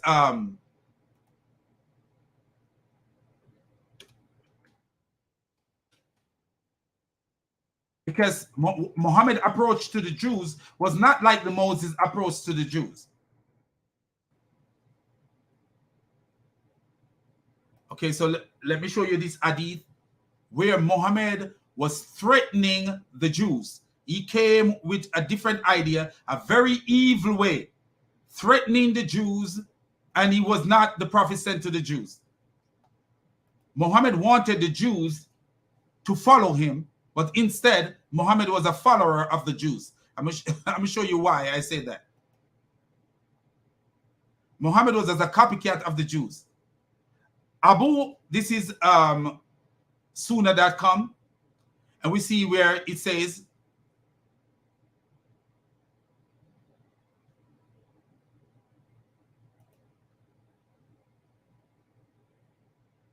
okay, let me, yes, right here.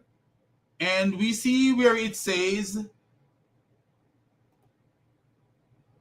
narrated Abu Hurairah, while we were in the mosque, Allah Messenger came out to us and said, let us proceed to the Jews. So you're in the mosque. Can you imagine coming home from church and you say, let us go to the Muslims.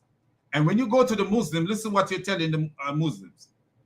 So we went along with him till we reached Beit al-Madras, a place where the Torah used to be recited and all the Jews of the town used to gather. So he left his mosque and literally went to the temple of the Jews.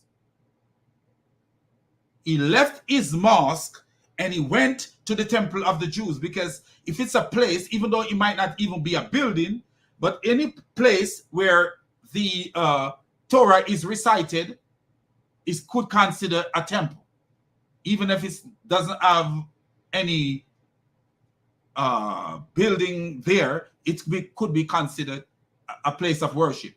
So he actually went to their temple. The prophet stood up and addressed them. O ye assembly of the Jews, embrace Islam and you will be safe. Do you see that?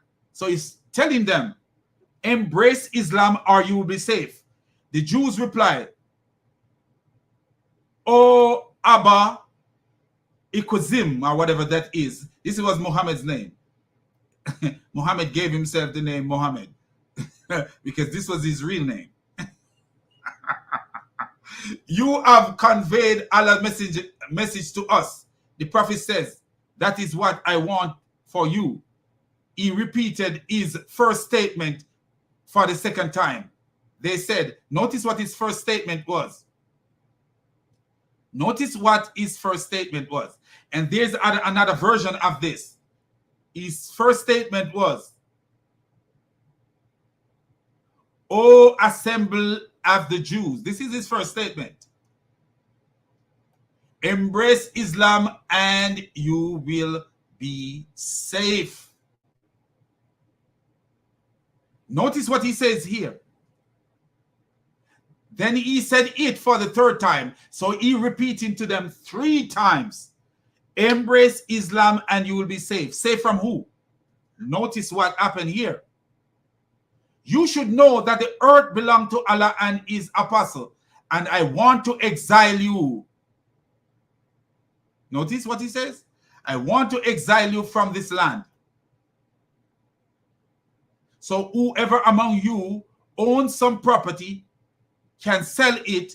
Otherwise, you should know that the earth belongs to Allah and his apostle. And there's another hadith that actually said it in a different light. The Jews did not speak much.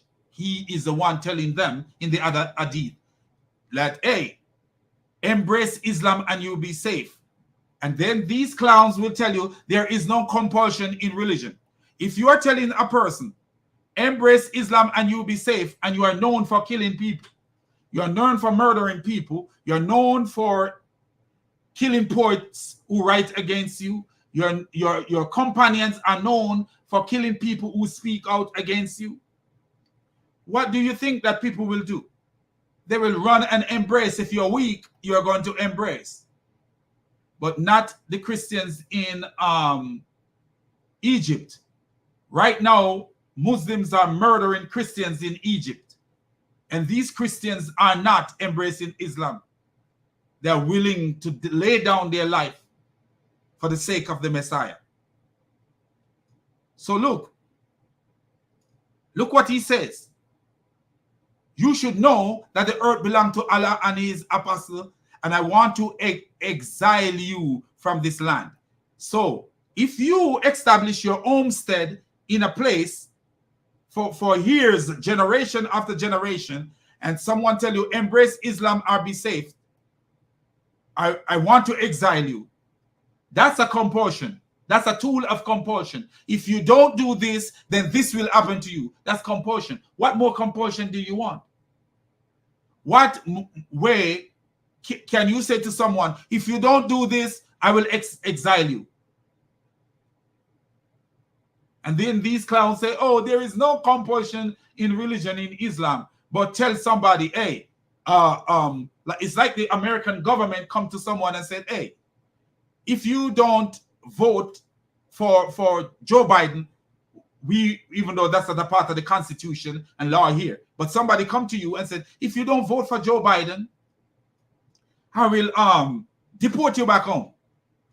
If you don't want to be deported, then you are forced to vote.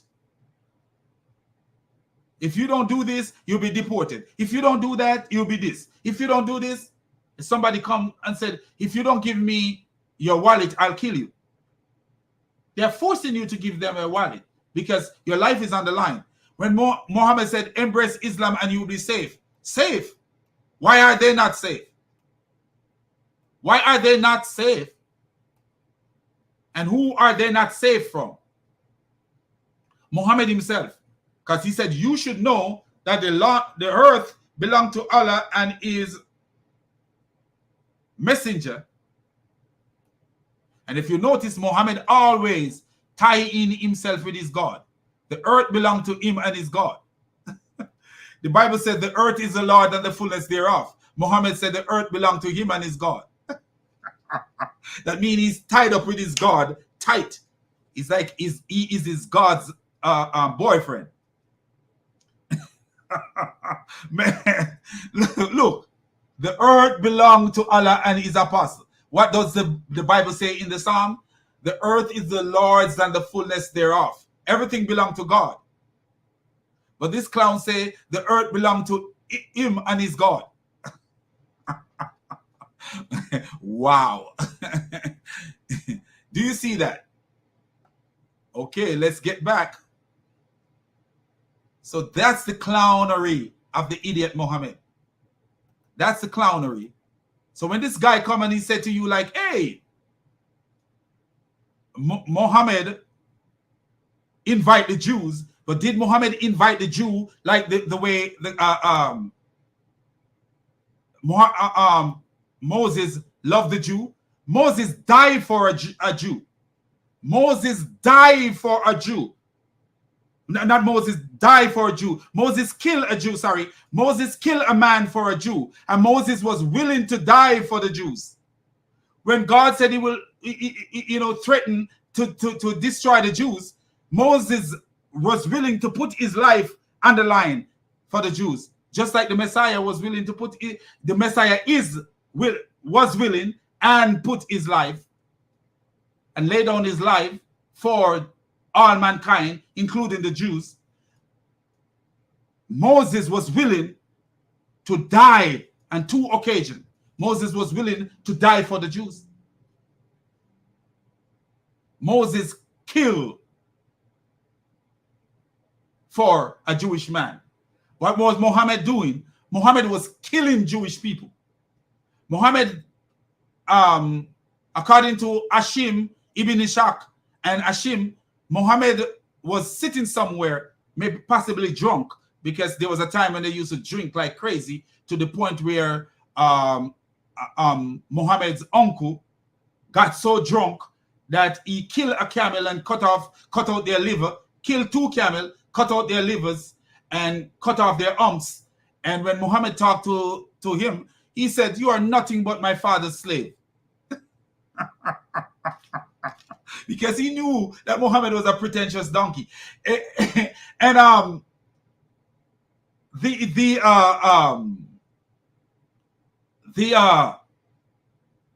Moses, Muhammad was sitting down and he says, "Kill any Jews that fall into your hand." And this guy called Muaisha, I think his name was Muaisha, got up and killed this Jewish man who was a merchant and his business partner. And when Muaisha brother, who was called Uaisha, if I'm pronouncing the names right, said to him, "How could you do this to this man when the fat on your belly is caused by his wealth?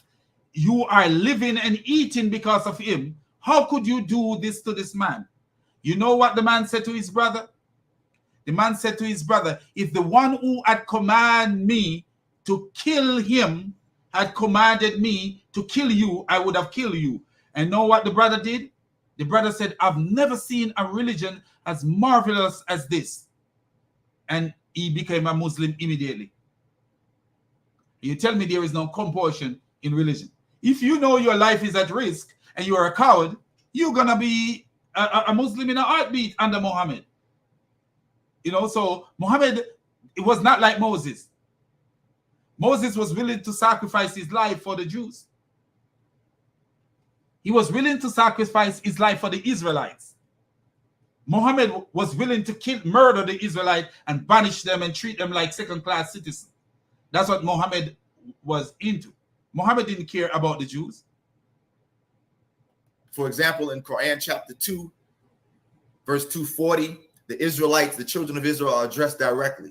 It says, "O children of Israel, remember those blessings of mine with which I favored you, and fulfill your promise to me, and I shall fulfill my promise unto you." Do you see how foolish this guy is?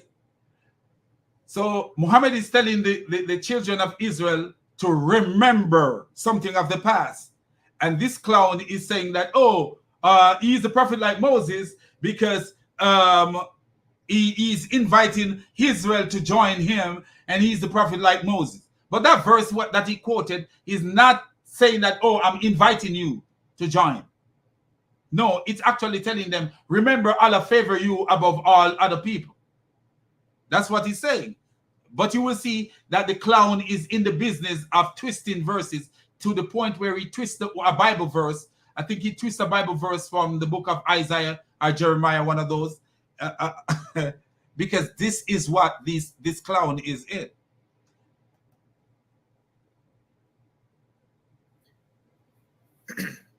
So here we could see Muhammad indeed came to the Israelites in addition to all humanity. He didn't come to the Israelites. Not like Moses came to the Israelites. The Bible is telling you, I shall rise a prophet like you from among your brethren. That means the prophet like him should be an Israelite and also should come to the Israelite, literally come from the Israelite, come to the Israelite. Muhammad did not come to the Israelite. He didn't come from the Israelite. He hated the Israelite to the point where he says the hour of judgment will not come until the Muslim fight the Jews, and the Jews will hide behind a rock, and there will be these rocks who can talk and say, there's a Jew hiding behind me, come and kill him. and they will hide behind a tree, and there will be this special kind of tree that will say, "Oh, there is a Jew," maybe speaking like a British person. "There's a Jew hiding behind me," and come and kill him. Or maybe like a Jamaican, "Yo, man, there's a Jew hiding behind you. Come kill him, man." Or maybe, you know, who was it? What kind of tree that was? You know, Muhammad did not care for the Jewish people. He didn't care for the Jewish people at all. He hated them. He hated them. He had no love for them at all. And his hatred for them is what caused his death. Moses didn't die at the hands of the Jew. God took Moses. God took Moses. Moses didn't, and look at it. God took the life of Moses. And who took the life of Jesus? God took the life of Jesus. Moses didn't die like Muhammad died. Moses died at the hand of the Jews while he was disrespecting the Jews and disparaging them and murdering them and raping them. That's what Muhammad died. Muhammad went to Khaybar, a Jewish community, murdered the men, the young men, all these people, captured the women and children, went in, took a woman, have sex with the woman. Then the clown, forget his Quran, says in Quran 5, verse 51, "Do not take the Jews and the Christian as your allies." You know what this clown decided to do? Just a little bit after he murdered these people, he decided a Jewish woman cooked some food and the clown decided to eat. Does that sound like Moses to you? Does that sound like Moses? Did Moses go on any rampage and kill anybody and eat from them after he killed and eat? Muhammad was all about his own ego and his belly, sex and his belly. Sex and his belly. Because what? I wouldn't even eat for my enemy, even though I never murder my enemy. Because I love my enemy according to the Messiah. But I would not eat for my enemy. Really and truly, I would not. I wouldn't. But Muhammad just murdered some people and have the audacity because he was a clown and he went and he eat. So unless this guy is saying that Moses was a clown like Muhammad. But no, I don't see no evidence that Moses was a clown. Muhammad was a clown. I don't see the evidence that says Moses was a clown. Anybody show me evidence that says Moses was a clown, unless you're going to show me from Islamic sources where Moses was running after a stone naked. "Stone, bring back my clothes, stone." Only in Islam, Moses was an idiot. In Christianity, Judaism, Moses is a noble character. Only in Islam, Moses was an idiot running behind a stone. "Stone, my clothes," running naked behind a stone. "My clothes, stone, can you bring my clothes back?" That's the idiot that Muhammad is compared to. The stupid Musa of Islam. Muhammad is not compared to the real Moses, the historical Moses. Just like Isa is not compared to the historical Jesus. Because Islamic God don't believe in history. Islamic God is a God of fraud made of stories.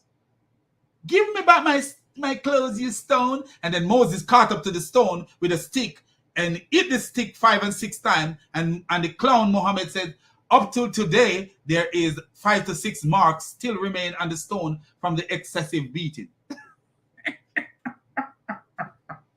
Insanity. I don't know what is wrong with this clown, man. But definitely the Israelites were invited.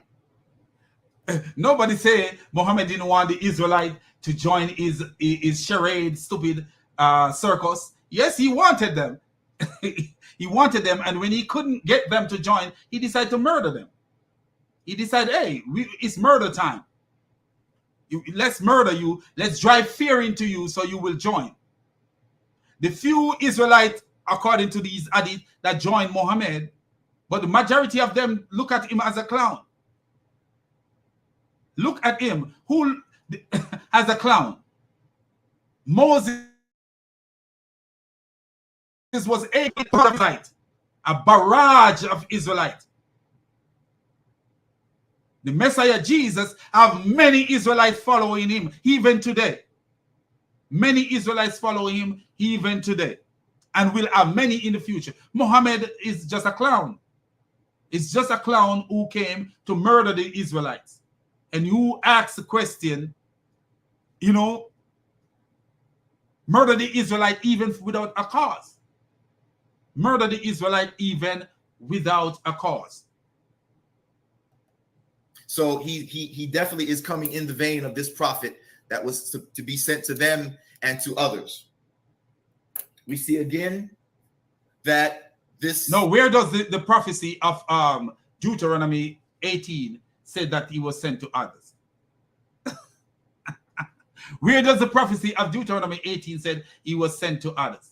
Notice what Jesus said, I came only to the last sheep of Israel, because he himself came only to them, and then they were sent to the nations. Moses didn't go to no other people. Moses didn't go, I'm your prophet, trying to go to other nations and telling them, oh, if you don't convert to Islam, if you don't convert to my religion, I will destroy you. He didn't say, none of that happened. None of that happened, because that's what not Moses didn't come for that. Likewise, Jesus came to the last sheep of Israel. Then he told them, go to the other nations. He told them, go to the other nations. That's how Muhammad and Moses is not similar. Only thing that these clowns can say, oh, they have a natural birth. They have a natural birth, and this and that and that. The superficial things. Very superficial things. Nothing that is spiritual. Oh, they have a natural birth, and this, and they were this and this, and they fight wars, and they this, and they married, and they get married. Those are the superficial things that these clowns can compare Moses with Muhammad. But when it comes to God speaking, the spiritual things, God speaking directly to Moses, cannot compare. The miracles of Moses cannot compare. And we're going to reveal something that this clown says. So let's continue. Particular description of the prophet who would, as it says, I will put my words in his mouth, and he will speak unto them all that I shall command him. This is exactly what we see from the Quran. Listen to this clown. The clown says that's exactly what he sees from the Quran. But the Quran itself is saying in two different verses, Surah 81, we see where the Quran itself is saying that this is the word of a noble messenger. And then we have Surah 69, verse 40. This is the word of a noble messenger. Both of them are saying the same thing. So, who is a noble messenger? According to the tafsirs, we see that this is talking about Jibril. So the Quran is saying that this is the word of Jibril. Moses did not hear. Moses, at no point, God gave Moses messages from an angel. Moses was listening to God. Word spoken from God to him, not an angel. So I don't know how this clown is comparing. I don't know. I don't wanna know why he's so foolish. Quran chapter 53, verses 2 through 5. Speaking of Muhammad, it mentions, your companion does not err, nor does he go astray, nor does he speak on his own desire. It is nothing but revelation that is revealed. But look at this. Why was this answer given? Because the people were saying that Muhammad was speaking old fables. That's what they were saying, that Muhammad was speaking fables of old, and this is how Muhammad was responding to them. That when they said to Muhammad, you are speaking fables of old, this is how the Quran was responding to them. But look at this right here. We show you something even more mind-boggling and disturbing. Watch this here, my beautiful people, because I love you guys, man. Let me show you something. Let me show you something that will make you laugh. Surah 16 verse 101 will make you laugh. So this is Surah 16 verse 101. Right here, Surah 16 verse 101. Islam Awakened. Surah 16 verse 101. Listen to this. Listen how this stupid God of Islam is trying to help Muhammad. And listen to the stupidity of this God and tell me if their children could speak better than this God. And indeed, full well do we know that they say, so indeed, full well do we know that they say it is a human being that imparts all this to him. So somebody was saying, people were saying, oh man, Muhammad is a fraud. It's only a human being telling him these things. Listen to the response of this God. Notwithstanding that the tongue, mean the language of him to whom they so maliciously point, is only outlandish, whereas this is Arabic speech, clear in itself and clearly showing the truth of its source. Do you see this? So let's read it from a different one that make it more clearer. And we surely know that they say no one is teaching him except a human, but the man they refer to speaks a foreign tongue, whereas this Quran is in eloquent Arabic. So the only difference this so-called God have is that Muhammad was speaking Arabic, and the man speaking a foreign tongue. So the man who they were accusing Muhammad of stealing from, he speak in a foreign tongue. What does that have to do? Aren't there people who speak two languages? And even if this man doesn't speak did not speak two language, was he not able to communicate with the people living there? Was there not someone who was bilingual who speak his language and another language? You want to tell me in the old Af, why were the people targeting this man and said this is the man that Muhammad was stealing from? Why? Why? There's fish in the water. There are fish in the water. Sharks in the water, something fishy in the water. There is something fishy in the water. Don't trust the water. There is something fishy in it. This is the God of Islam. This is his defense. Oh, the man is speaking a different language, so it could never be that he's stealing from him, because he's speaking in a different language. And there is no interpreters. Right now, I could speak to you in a different language, and I'm sure, hey, my brother, how are you? Thank you so much, man. Thank you so much. I'm off and running, and thank you so much, man. God bless you, man. So, if the man, if this is the critical thing about it, if I say to you, me I go a Montego Bay tomorrow, I even if I go deeper in patois and say, me I go be here tomorrow, I'm sure there is a Jamaican who listened to this and said, you know what he says? He says he's going to Montego Bay tomorrow. So you don't need to speak a man's language in order to steal what the man is saying. There's a lot of people who don't speak patois, but they understand certain things about Patois. There's a lot of people who don't speak Patois, but they know someone who they could go to and say, what does that mean? God bless you. God bless you. God bless you. Thank you so much for being here. God bless all of you guys. Crunchy is here. Thank you. Anyway, so let's go back to this guy. Happy Frenzy in the house.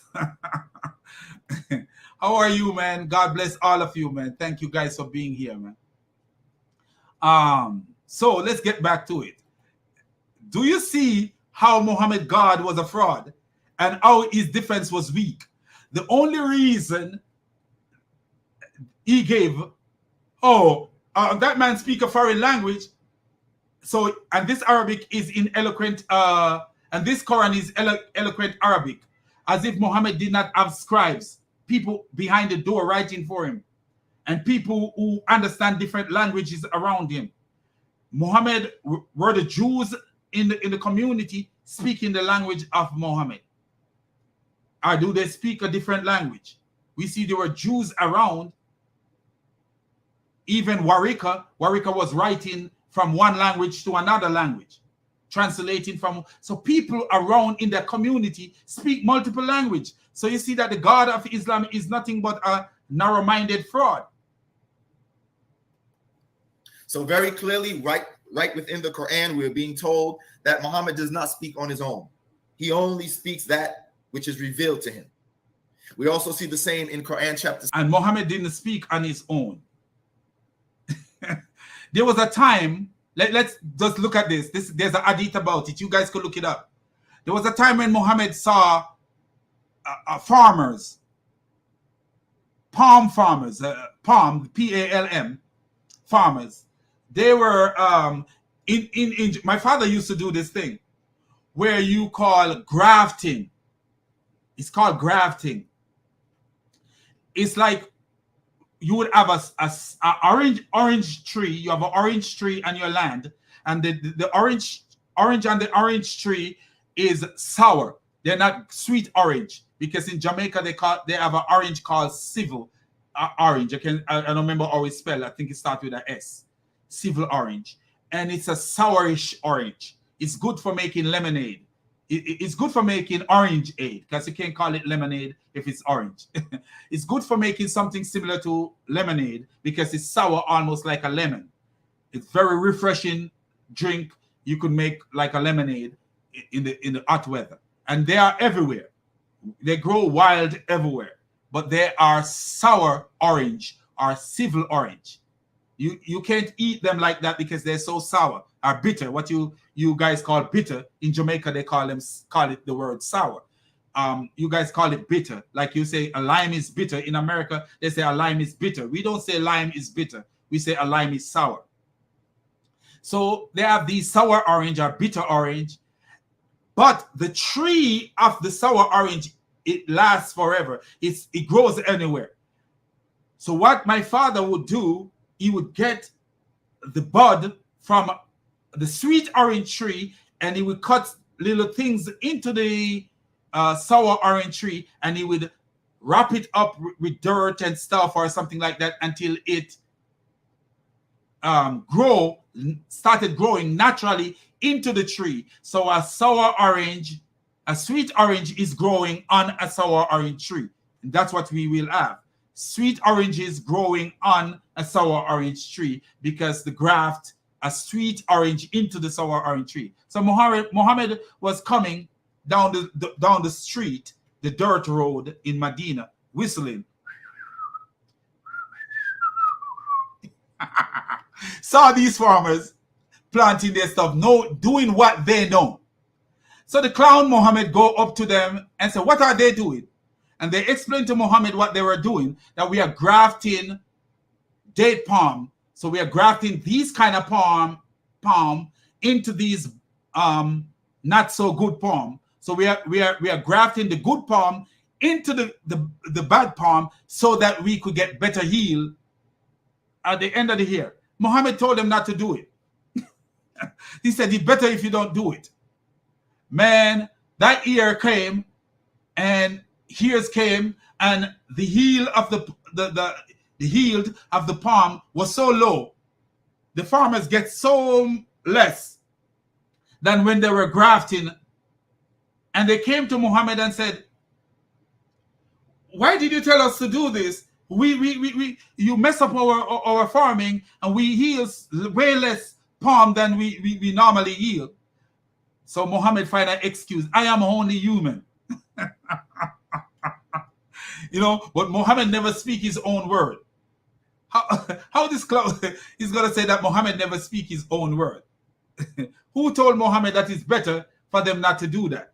Wasn't there an occasion when the men capture women and wanted to have sex with the women, but at the same time they want to sell them as slave, which Moses never do, and Moses never encouraged that kind of behavior. But Muhammad told them, like, no, but they didn't want to have sex with the women and ejaculate in the women. Sorry if there is any children watching. And they didn't want to have sex with the women, ejaculate in the women. So they asked Muhammad about it. Muhammad said to them, it is better for you not to do that, which is take out your penis before ejaculation. Muhammad told them, no, you don't have to take out your male member before ejaculation. Just ejaculate in them. He actually used the very same word that he told the farmers. It's better for you not to do that. But yet still Muhammad never used his own words. Muhammad never used his own words. I don't know. 6 verse 50. Say, I do not say, and notice that too, that even the word say was recorded, showing that he is being dictated to. Do you see how clownish this guy is? He said even the word say is recorded, showing that Muhammad was dictated to. But if you go to Surah 1, the beginning of the Quran, Surah 1, verse 1, the beginning of the Quran, you don't see no word say. He says, in the name of Allah, the most compassionate, the most merciful. The beginning of the Quran. Just go there and look at the beginning of the Quran and see if you're going to see any word that says say. No word that says say. Let me show you, if you think I'm lying. You will never see a word say in the beginning of the Quran. Look at that. What you see here? In the name of Allah, the most compassionate, the most merciful. All praise is for Allah, Lords of the world. Lord of the worlds. So who is speaking here? Is this Allah speaking? Or is this Muhammad speaking? In the name of Allah, Allah is saying, in the name of Allah. Allah said, in the name of Allah, the most compassionate, the most merciful. All praise is for Allah. Allah is saying, all praise is for Allah, Lord of the world. The most compassionate, most merciful, master of the day of judgment. Listen what Allah is saying. Look at this verse 5. You alone we worship. Wow. Ain't Allah a beautiful God? I would give Allah 6 out of 6 for stupidity. 10 out of 10 for stupidity. Allah got 10 out of 10 for stupidity. Stupidity. You alone we worship. So Allah is saying, you alone we worship. Where do you see the word say? Where do you see the word say? Do you see how stupid this guy is? And how shallow-minded and stupid. Wow. In the name of Allah, man. And Allah is saying, you alone we worship. And Allah is saying, guide us along the straight path.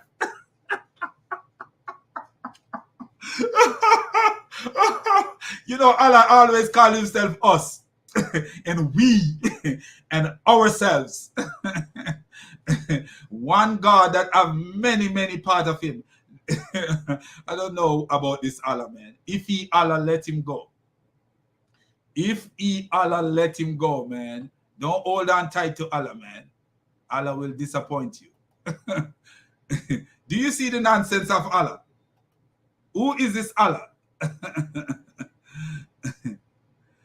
Who is this Allah? If he Allah, let him go, man. Don't hold on to Allah.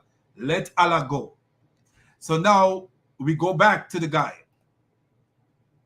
Senseless guy, man. Say, I do not say to you that I have the treasures, that I have with me the treasures of Allah, nor do I know the unseen, nor do I say to you that I am an angel. I do not follow aught save that which is revealed to me. So here we see very clear. So yeah, Muhammad said he don't follow nothing, only that was revealed to him. So who told him to tell the farmers to who told Muhammad to tell the farmers to stop grafting their palm tree? Who told him that? And who told him to tell the men not to take out their penis when they want to ejaculate? Who told Muhammad that? Muhammad was a clown, man. He was a clown, just like his God was a clown. Muhammad was as a clown because his God is his own ego, pushed by Satan. He met Satan in the cave. Satan used his ego against him. You know, if you have an ego that is so big and above everything, Satan will use that ego against you.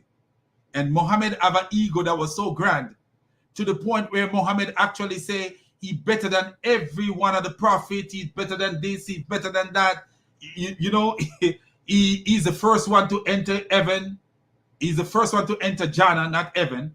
He's the first one to enter Jannah. He's going to be this. He's going to be that. There is even narration where Muhammad says that Adam was created because of him.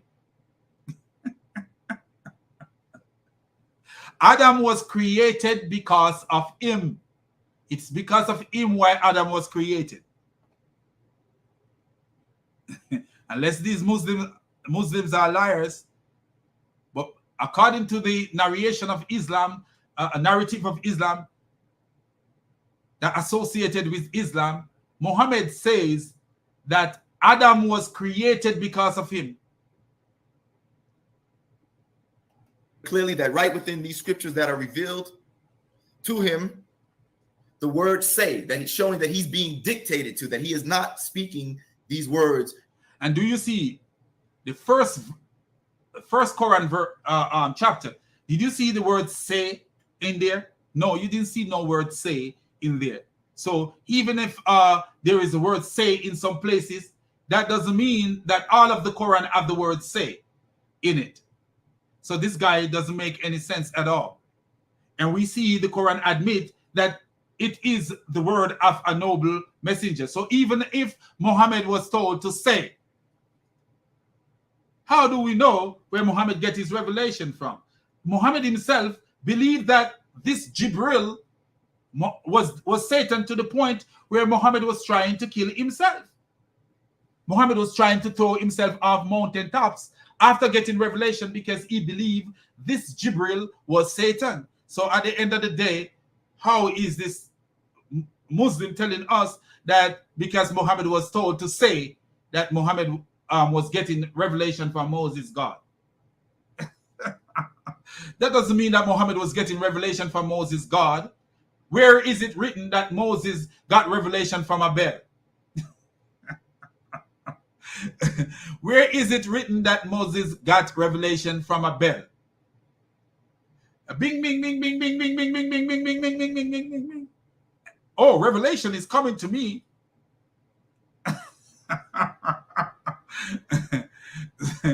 Wow. Moses walking down the street and a bell ring and Moses said, oh, I got a revelation. We have never seen that kind of stuff with Moses. So I don't know how this guy say, how did the bell, when the bell revelation come from the bell, how did it say? How does he interpret the bell?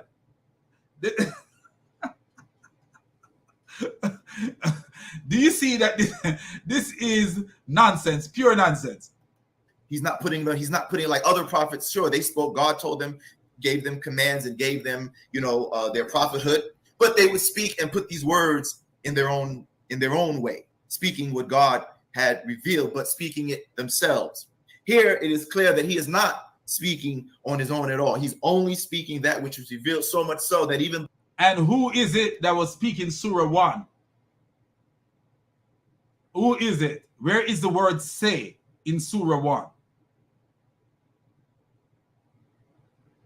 The command say was recorded. You remind me of a child. He literally, I'm gonna be easy with him because he reminds me of a child. His mind is like that of a child. He doesn't have the mind of an adult at all. Say was recorded. What is wrong with this little boy, man?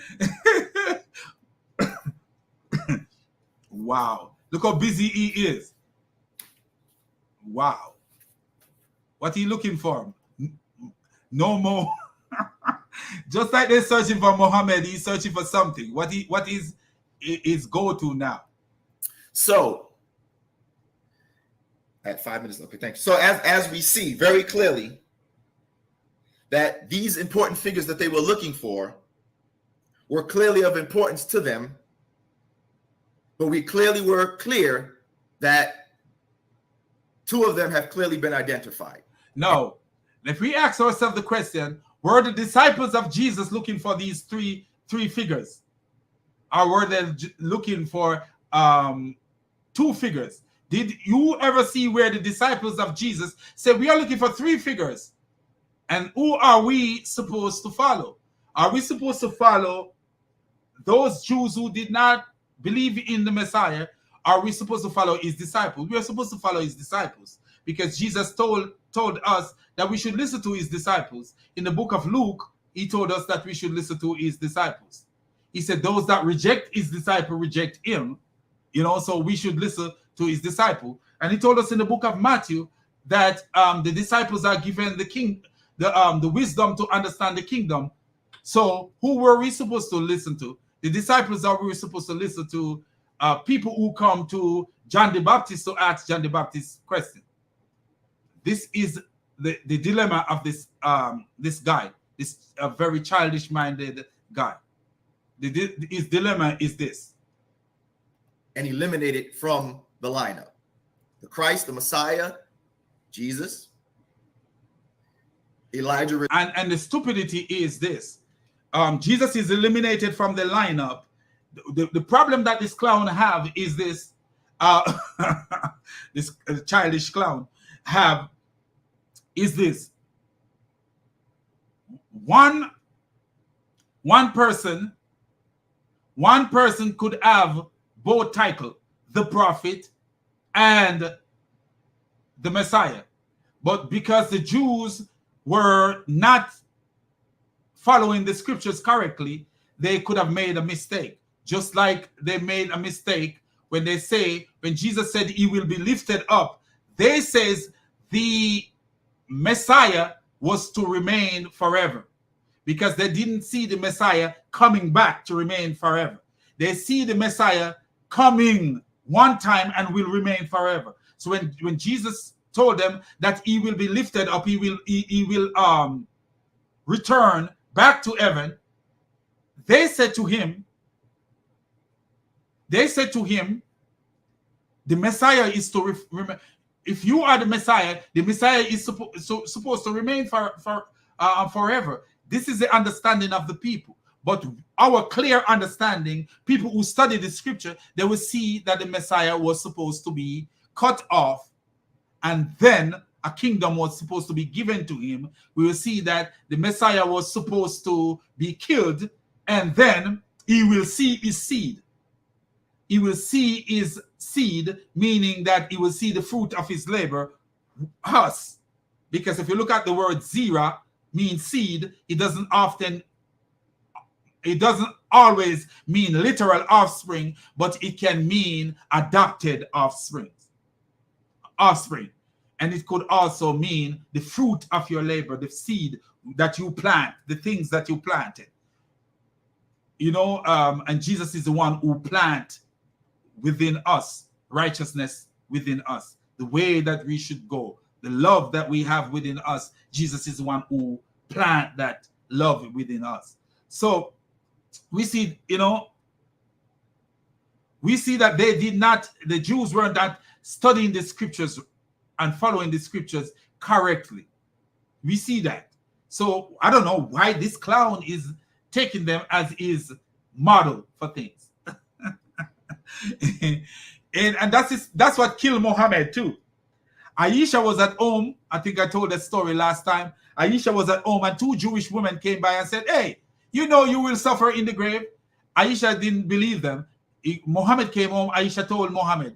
Aisha said, I've never seen, I'm paraphrasing what Aisha said, I've never seen the messenger of Allah pray to ward off the suffering in the grave before this. So after the woman told Muhammad about the suffering in the grave, Muhammad started believing in the suffering in the grave, because Muhammad was a copycat who followed every Jew thing that Jews say. What the Jews say, he would take it and follow it, to the point where Muhammad goes so far and said, you will be squeezed, the grave will squeeze you. I don't know how the grave will squeeze you. Muhammad said he could hear people crying in their grave because the grave is squeezing them.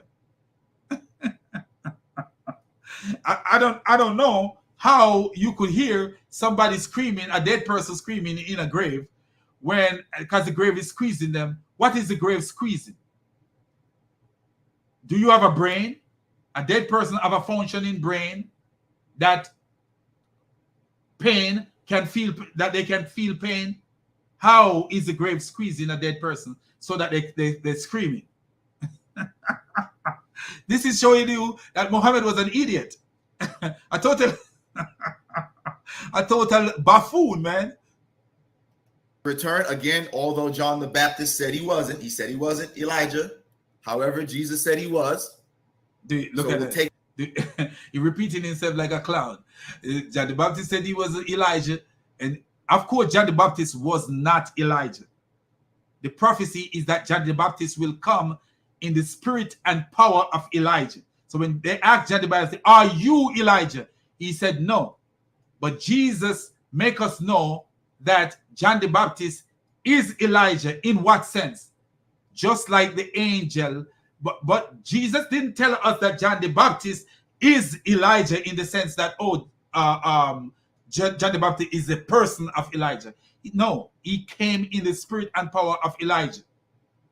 So he is Elijah in some form, in some ways. He is Elijah, but not literally Elijah. Because the angel says he will come in the spirit and power of Elijah. Doesn't mean that he is literally Elijah. So when John the Baptist says he is not Elijah, he was not telling a lie, because he was not Elijah. And when Jesus says John the Baptist is Elijah already came, and they did not recognize him, he wasn't telling you that Elijah literally Elijah came. Literally Elijah came. He was telling you that the representative, the person who represents Elijah, already came. And the disciple understood this to mean John the Baptist, because that is what the angel told Zechariah, that John the Baptist will come in the spirit and power of Elijah. Take that, and Elijah is eliminated. That's John the Baptist. The last person left is that prophet. And this is stupidity. And you know, the first person you heard this stupidity from is a guy called Ahmed Deedat. Is a guy called Ahmed Deedat, where the clown draw to the conclusion that when they ask him if he says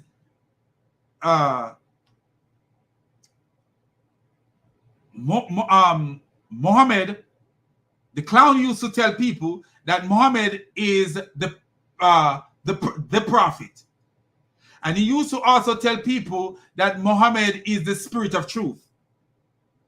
But do you see that? So according to Ahmed Deedat, back in the days, Muhammad is the prophet and Muhammad is the spirit of truth. So Muhammad could have two titles, the prophet and the spirit of truth. But according to this clown, Jesus cannot have two titles, because the the Jewish people make a mistake and was looking for three distinct people, it doesn't. That means that one of the title, one of the person that they were looking for could not have two titles: the prophet and also the Messiah. You know, not because I come into your building and I'm looking for the manager and the owner, and I'm expecting to see that the owner is a different person from the manager. But then when I asked for the manager, the person said, I am the manager. And when I asked for the owner, the person said, I am the owner. Even though in my mind, I think that the owner and the manager were two different people. I come in thinking that the owner and the manager is two different people, and I need to speak. You come in and you say to someone, I need to speak to your manager and the owner, and the person send you to this person, and he said, can I speak to the manager in charge? And the person said, I am the manager. When the person finished speaking, he said, can I speak to the owner? The person said, I am the owner. You thinking that there is two people, a manager and an owner, doesn't negate the fact that the manager is the owner. Likewise, the Jews thinking that the prophet and the Messiah are two different people doesn't negate the fact that the Messiah and the prophet is one person. This is how clownish this guy is. Narrow-minded clown, man. That prophet was left. And it's apparent that that prophet, even throughout the gospel story, was still left unanswered for. Have you ever seen one of the disciples asking for that prophet? He said throughout the gospel story, that prophet was unanswered for. If this clown can show us anywhere apart from that area of the Gospel of John, or anywhere in the gospel, he can show us, and are even in the other books of the New Testament, which is, we're talking about Acts of the Apostle, Romans, we're talking about Ephesians, Corinthians, we're talking about Colossians, we're talking about Philippians, Titus, Hebrew, Revelation. If this clown can show us anywhere he speak about that prophet, another prophet who was supposed to come, and we will show this clown where Jesus is the one saying that I will send you prophet. Where Jesus is the one saying that I will send you prophet, and you shall chase them from town to town and beat them and kill them and persecute them. Jesus is the one saying, I will send you prophets. I will send you prophets. Jesus said that. This clown cannot show us nowhere other than those verses that he's using to promote a stupidity. He cannot show nowhere else.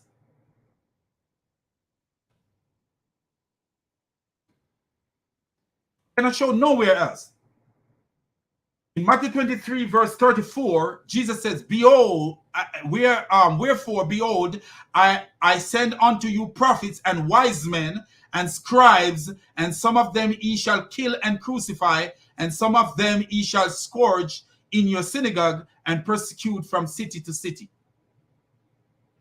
But this clown can, and Jesus speak about false prophet, but this clown can never show me where no one talk about the prophet to come. Because what? That was just a misconception from the Jews. They did not understand what they were talking about. And this is why Jesus called the leaders blind guides, blind fools. But this clown decided, oh, let me follow the blind guys, let me follow the blind fools and continue to be blind and talk nonsense. And even though he got the glasses on, he can't see.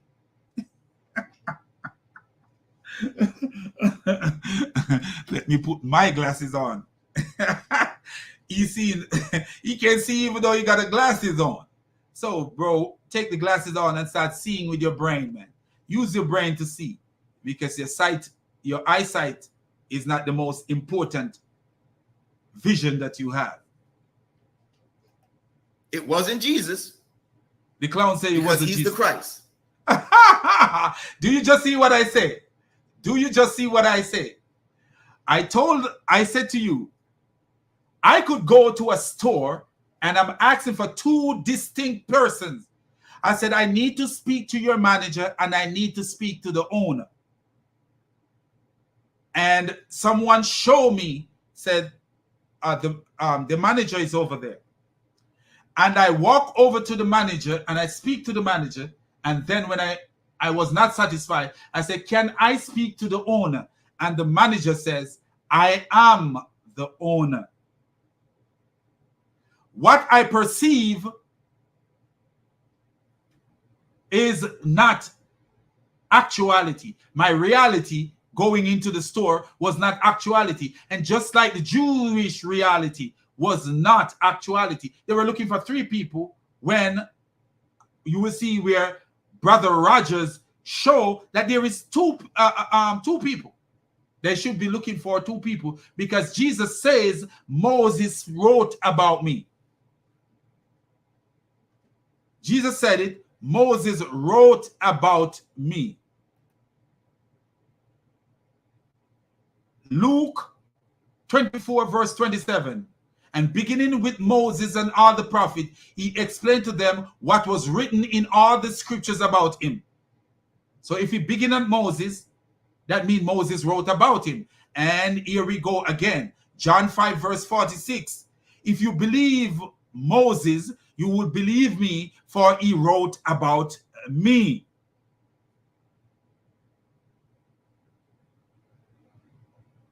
But since you do not, listen what Jesus even continue. But since you do not believe what he wrote, how will you believe what I say? So Jesus was talking to these people and he told them, you don't believe what Moses said. And that's why they were looking for two different people.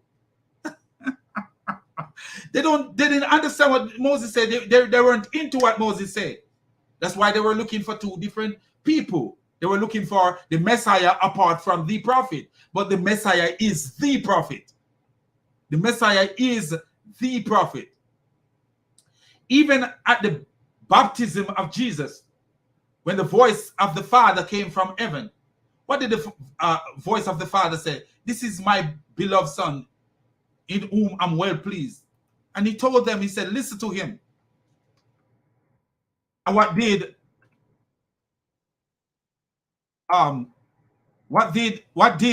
Deuteronomy says? Deuteronomy 18 says, you listen to him. So the prophet, you will listen to him. So let's look at this verse.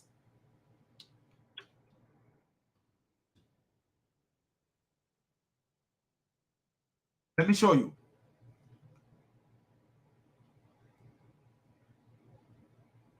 Let me show you. Luke 9, I think it's this one. I know it's in Mark and others. Here it is. Luke 9 verse 35.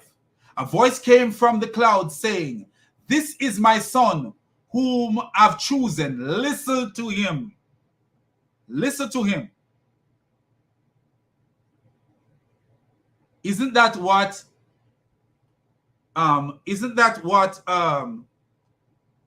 the Deuteronomy 18 says? Isn't that what Deuteronomy 18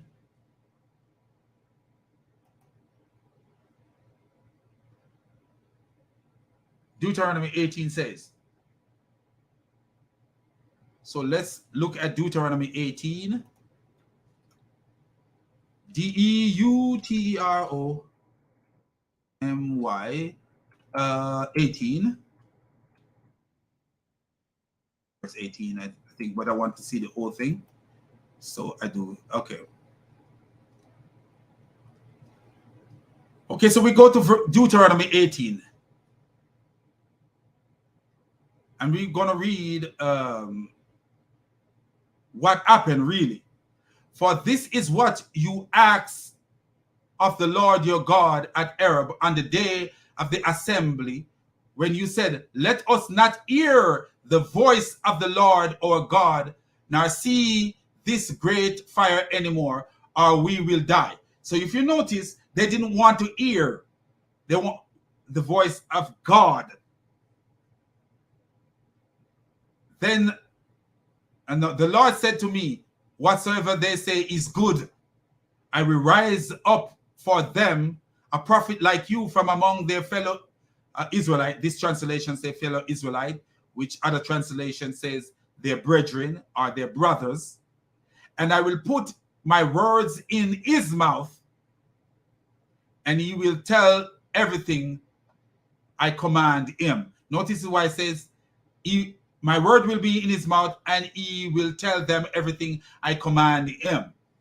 And Jesus says, the word that I've spoken are not mine, but the one who sent me. So you see how the fulfillment is there. But look at this. But look at this.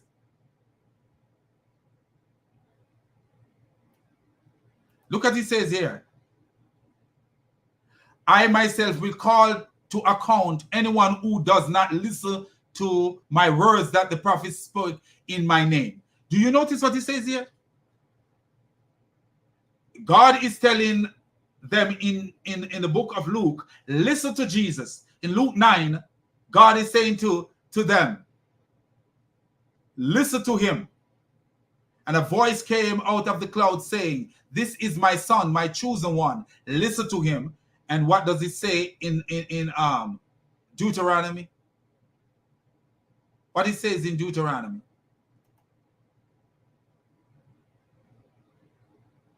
Anyone who does not listen to my words that the prophet spake in my name. So it will call into account anyone who does not listen. So God wants you to listen to Jesus. You will see the fulfillment. He's speaking about Jesus, not speaking about Muhammad. Nothing there is about Muhammad. He's the Messiah. And he wasn't a prophet like Moses. He said Jesus was not a prophet like Moses. And listen how shallow this clown is. According to your scriptures and according to his own words. Right? For example, in John chapter 6, verse 32, Jesus makes it clear that he is not like Moses. Oh, wow. Jesus told them, I assure you, it wasn't Moses who gave you the bread from heaven to you, but my Father gives you the true bread from heaven. Verse 35, Jesus said to them that he is that bread of life from heaven. So he made it clear, I'm giving you something that Moses did not give you. So he's not. Wow.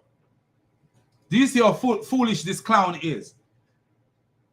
So if a prophet give something that Moses did not give to them, then that prophet is not like Moses. Did Moses tell the Israelite to eat camel meat and drink camel urine? Do you see the clown do you see the shallow-minded, stupid clown this guy is, man? The guy says, because Jesus says he gives something different from what Moses gave, that means he's not the prophet like Moses. But Muhammad was giving them camel meat when the Torah said, do not eat camel meat. But Muhammad told them, you could eat camel meat. You could eat camel meat. Muhammad told them that. And Muhammad actually told them you could drink camel milk and you could drink camel urine. Did Moses tell them to do that? So that would disqualify Muhammad too. Do you see how stupid this guy is? And the foolishness of this guy, he don't even see what Jesus was saying. If you read it, Jesus is saying, just let him go back. We're going to just use his own word and kill him. A prophet like Moses, according to your scriptures and according to his own words, right? For example, why is he rocking so much? Like he's in a rocking chair. Can you imagine what kind of old man this? He's gonna be all over the place. Man, I've never seen a man rock so much. It must be uncomfortable. Like, why you all over the place like he got Parkinson's disease? Not like I'm laughing at people with Parkinson's, because I oh my God, that disease is terrible. But to see a person behaving like this when he don't, he acting like he got Parkinson's disease. What is it, Guillain-Barré? Like all over the place, like gyrating like he's on some antipsychotic medication. That if he don't take it, he got what is tardive dyskinesia. Why is he rocking all over the place like this? Like a worm, just worming all over. In John chapter 6, verse 32, Jesus makes it clear that he is not like Moses. His neck, I thought his neck was going to fall off. Jesus make it clear. Only gay people I see move their head when they're quarreling. Like, Jesus make it clear. And he just flash his head. Whip his ear, man. If he got some locks, he would have just whip it back like Bamad. Jesus told them, I assure you, it wasn't Moses who gave you the bread from heaven to you, but my Father gives you the true bread from heaven. Verse 35, Jesus said to them that he is that bread. Do you notice that? This guy that not even paying attention, Moses was given bread by God, and Jesus is saying that I am the bread that is given to you. Jesus is saying that, hey, Moses was given bread, but I am the bread given to you. So even though he is a prophet of God, he's also the bread, but Moses could never be that bread that was given to you. Why? Why was Moses not the bread? Because Jesus is the bread of life. Moses is not the bread of life. Moses is not the bread of life. But the similarity is that Moses was given a bread and Jesus was given as the bread. Do you see the similarity? Moses was given bread to give to the Israelites, and Jesus was given as the bread to the Israelites. That's the similarity, and that's spiritual similarity, not the clownness of, oh, he had a wife, and Muhammad had wives, and Moses have wives, and Muhammad have children, and Moses have children, and Muhammad fight war, and Moses fight war, like there is going to be any bigger war than the one the Messiah fight. Even in Islam, the Messiah will fight the biggest war because he's the one to fight the Dajjal, according to Islam. He is the one to fight the Dajjal, according to Islam. After he is taken, he's coming back to fight the Dajjal, according to Islam. According to Islam, the Messiah is alive and coming back to fight the Dajjal. So the biggest war we'll ever fought is going to be, even in Christianity, the biggest war to fight is going to be from the Messiah, because the Messiah will use angels to fight his war. So, and Moses have an angel. Moses have angel going along with him, the angel of the Lord going along with him, the messenger of the Lord going along with him, the Malach Yahweh going along with him. So if we even go deep, which we will not, it's deeper than this clown can ever go. Of life from heaven. So he made it clear, I'm giving you something that Moses did not give you. So he's not like Moses. So if you give something that Moses did not give, then you're not like Moses. Moses nowhere tell anybody that you can have sex with a slave without marrying them. Muhammad told you you could have sex with a slave. So Muhammad was given something that Moses was not given. So Muhammad could never be the prophet like Moses. Do you see how narrow-minded? And this is what Anthony should have zoomed in on. Some of these things Anthony should have zoomed in on and destroy him once and for all. And I'm going to tag him in this video, show him how much he's destroyed once and for all. Because do you see the narrow-minded, stupid clown? How he decided to deal with things. Oh, because Jesus give you something that Moses didn't give, then Jesus could never be like Moses. Now you show me where Moses tell anyone that they can drink camel urine and they can eat camel meat. And where do you see that Moses tell anyone when you capture women, you can take them home, not even before you even take them home, you can have sex with them and sell them as slaves? Where do you see Moses say that? Muhammad say that. You can have sex with the women and then sell them as slaves. Where did you see Moses say that? In the book of Moses, in the book of the law, Moses says, if you go and you see a beautiful woman from the captive woman, you must take that woman home and let her mourn her family for her old, shave her ear, and let her mourn her family for her whole month. Then you shall go in unto her and be her husband, and she shall be your wife. And even in the same book of Deuteronomy and also Leviticus, we see it combined. God is telling them, hey, a husband should make their wife happy. A husband should make their stay home and don't go to war during wartime, should stay home and make their wife happy. No, Muhammad say, when they asked Muhammad about, hey, we are interested in the price of these women, we capture some women, we have our booty, and we are interested in the price of these women, what should we do? We want to have sex with them, and we want to practice coitus interruptus, and we already explained what that means. Muhammad told them, do you really do that? He told them, go ahead. Dr. Muhammad said, go ahead, have sex with these women, knowing that these men were going to sell these women as slaves because they were interested in their price. That means they were interested in selling them.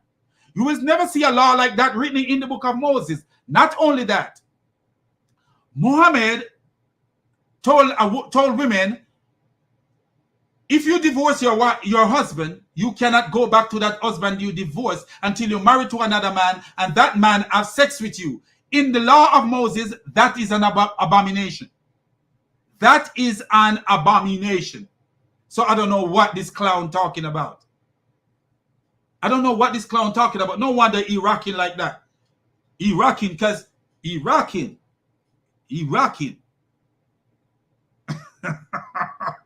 Rocking like a bird. You ever see a bird trying to swallow a worm and just got it and just work it. That's because even the worm in the stupidity that he's teaching is hard to swallow for his dumb self. But he want to make people swallow this stupidity.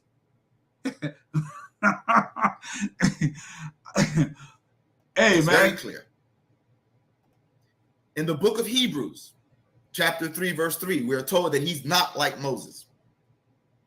For it says, speaking about Jesus, for he has been counted worthy of more glory than Moses, by so much as he that built the house hath more honor than the house. So it's clear. And look at this clown. Do you see what this clown is missing? I'm gonna show you big. I'm glad that we got to this point because I need to show you guys what this clown is missing. So look at what this clown is missing. We're gonna go to the book of Hebrew and just to show you what this clown is missing from the book of Hebrew. Let me see if we have it. Yes, we have it there.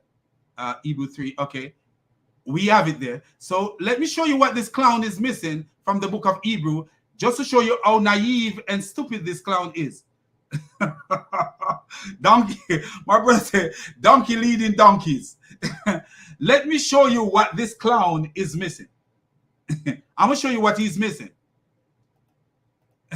He need to be educated because he's missing something so grand and he don't even see what he's missing. Because a clown will always be a clown. You know, a donkey will always be a donkey. You can't change a donkey. You know, you could breed a donkey with a horse and get a mule, but that's all you can do with a donkey. You cannot change a donkey. So look at what this clown is missing. Let's go there and show you. Because he went to the book of Hebrews 3, but we are going to read more than what he read. Because if you notice how shallow these people read, because they don't want you to catch what's there. They want you to fall short. They don't want you to see what's actually there. And that's why they read as shallow as they read. But we are not going to read as they read. So look at this right here, my beloved brothers, sisters, brothers, and my beloved Muslims. Not because I'm rough, that doesn't mean that I don't love the Muslim. I give tough love. I love all Muslims. I will never hurt a Muslim, never hurt anyone. I might hurt your feelings, but I will never physically hurt anyone. And if you're hungry, I will feed you. If you need somewhere to stay, I will find somewhere for you to stay, because that's what the Messiah does. And that's what the Messiah told me. He said, love, don't, not because you hear me calling this guy a clown. He is a clown. And I deal with them just the way Jesus deal with illiterate fools, because the Dawa preachers need to be dealt with that way. You will never hear me talk to a regular Muslim in that way. Why? Because they are living their regular lives. You know, they're not out here trying to make competition, acting like they know when they don't know. So listen to this. For Jesus is considered worthy of more glory than Moses, just as the builder has more honor than the house. Notice what he's saying. Notice what he's saying. Just as the builder have more honor than the house. So Moses is compared to the house, and Jesus is compared to the builder. Why? Because if you go to the very first book of Hebrew, it is saying that God created everything through his son, whom he appointed heir of all things. If you go to the very first chapter of the Hebrew that this clown is missing out on, it says this is the reason that Jesus have more honor, glory than Moses.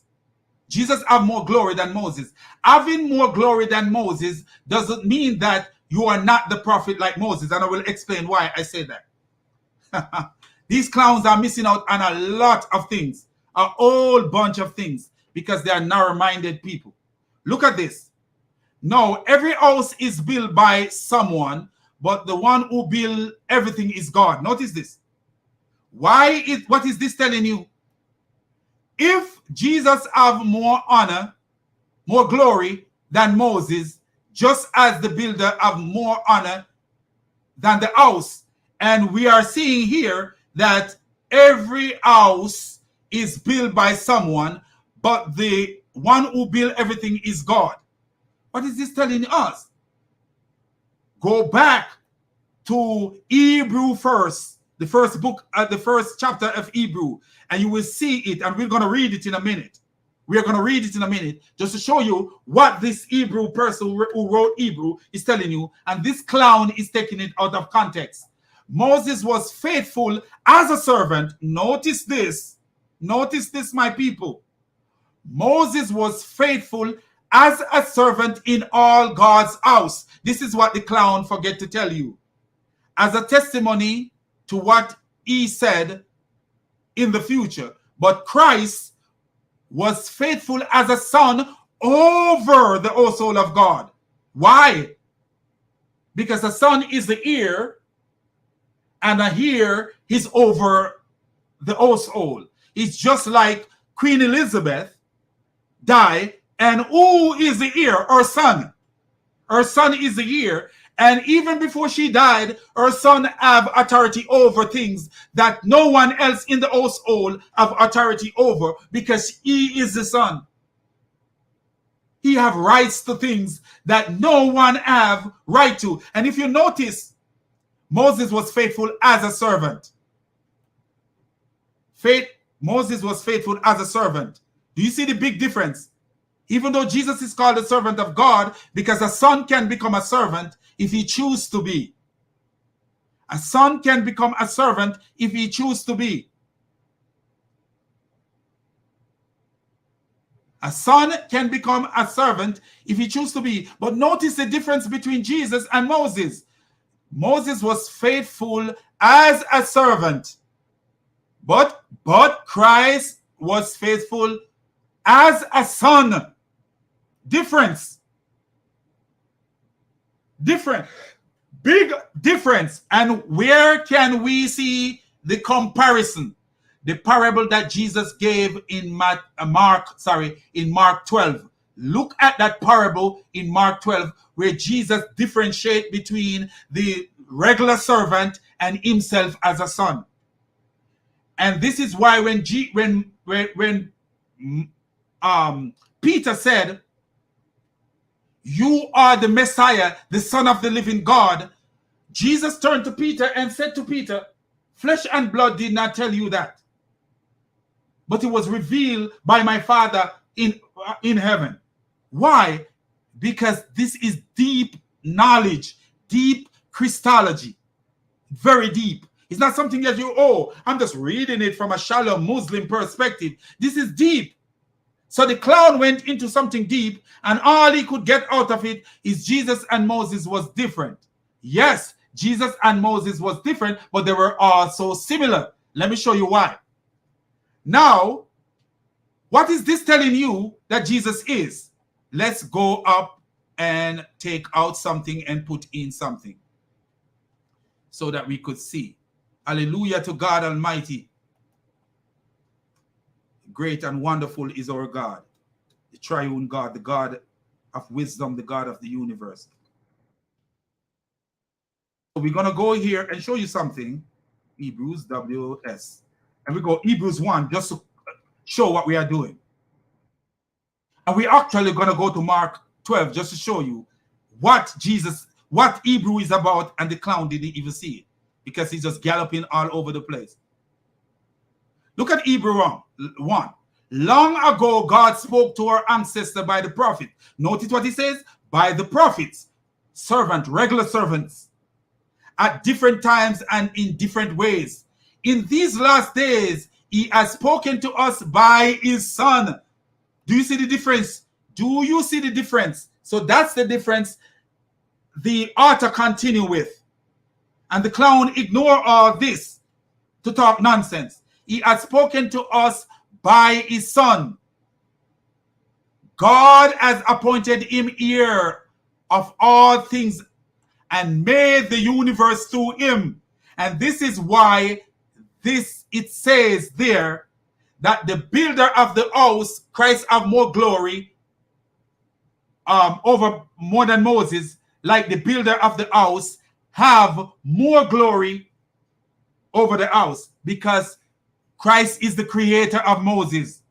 God has appointed him heir of all things and made the universe through him. The Son is the radiance of God's glory and the exact listen to this, the exact expression of his nature, sustaining all things by his powerful word. Do you see this? But this clown ignore all this, making purification for sin and all this, and then he run the Bible upscotching like a little kid. I told you he's a kid, jumping like a little frog, boom, boom, boom, boom, boom, boom, boom, all over things like a frog. Boom, boom, boom, boom, boom, boink, boink, boink. Is that when the cartoon, when the frog jump in the cartoon, he said boink, boink, boink. That's a cartoon frog jumping all over things, galloping like a donkey on a racetrack in Jamaica back roads. In Jamaica, we used to race donkeys on the back roads when we were kids. I don't know if they still do it. These kids are playing video games, care about those things. Anyway, do you see these things? Now we see what this is talking about. And how is Moses comparable to Jesus? Because this is actually saying that Jesus is God, because he created things. God has appointed him heir of all things and made the universe through him. And if you continue to read, you will hear where he says, "You are my son, and today I became your father." And you hear he said this. You hear he said, "Therefore, see, your throne, but to the Son, your throne, God, his forever and ever." Do you see this? So here is the Father calling the Son God. But did God call Moses God? Yes, he did. He said, "I will make you like God to Pharaoh." Did he say that? Let me show you. Let me show you.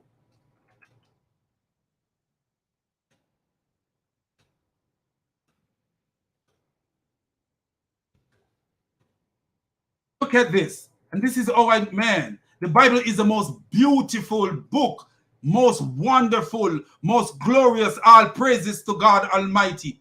And Father, watch over my little son. Let him be better man than I am.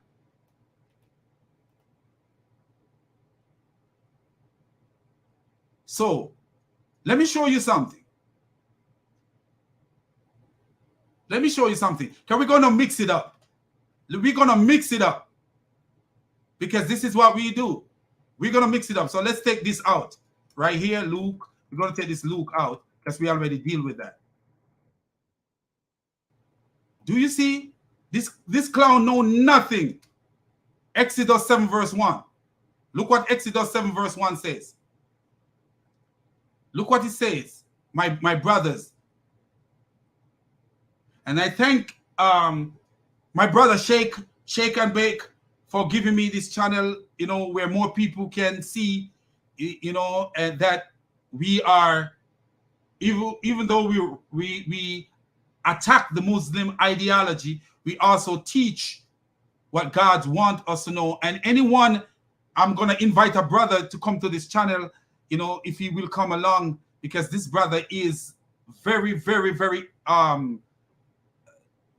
equipped by the Holy Spirit. And, you know, we haven't been close lately. You know, we used to talk more, but God's will be done. You know, that's a good brother, you know. I will invite him to come out, and we'll let you guys know when he's going to come out and explain certain things.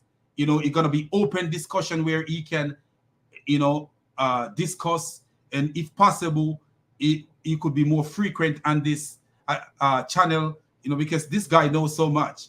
You know, what I know is nothing compared to that guy, because he spent a lot of time studying and all that. And I pray that God bless him and let him continue in studying, because I told him before that there's a reason behind, you know, his study, and he need to let people know about his studies, because I've only seen a few like him. He's like a version of Sam Shamoun. Okay, so listen to this. Here, he's a black version. Let's put it that way. I'm not comparing him to another brother. I shouldn't have done that.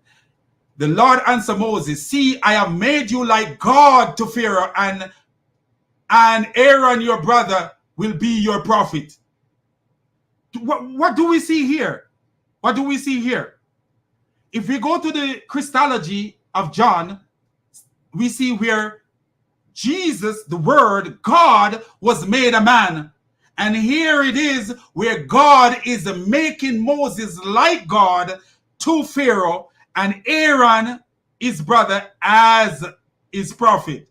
So you see, when the clown take us to the Hebrew, he think that he was doing damage to what we believe, but he actually don't see that he's highlighting what we believe and highlighting how much Jesus is similar to Moses, and Moses is similar to Jesus, because Moses was made like unto God to Pharaoh, and Jesus was made like unto man to us. He came as a man. In the beginning was the Word, and the Word was with God, and the Word was God, and the Word became flesh and dwelt among us, and we see him as the only begotten of God. Isn't that what the Bible says?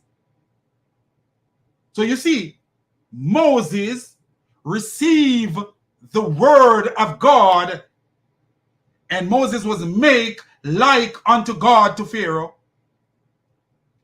And do you notice Moses sent Aaron to Pharaoh? Moses sent Aaron to Pharaoh. And what did Jesus do? Jesus sent prophet. Didn't I read the verse where Jesus was sending prophet? Didn't I do that?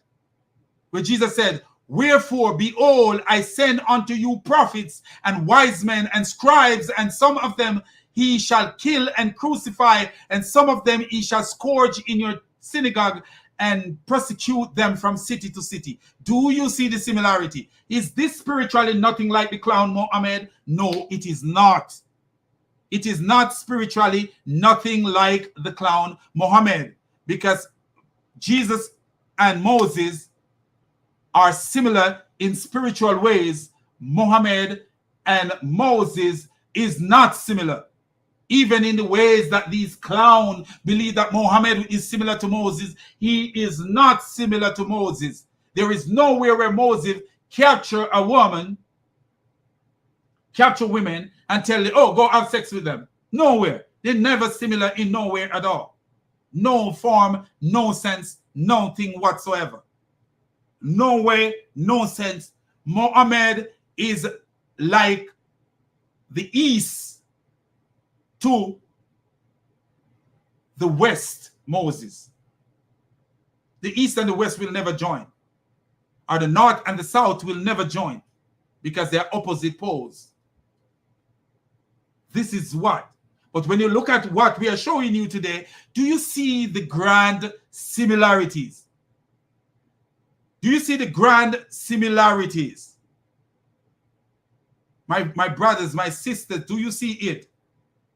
The Lord said, Yahweh said to Moses, Jehovah, I rather say Jehovah. Jehovah said to Moses, see, I have made you like God to Pharaoh, and Aaron your brother will be your prophet. And what happened to the word, the Memra, that was God?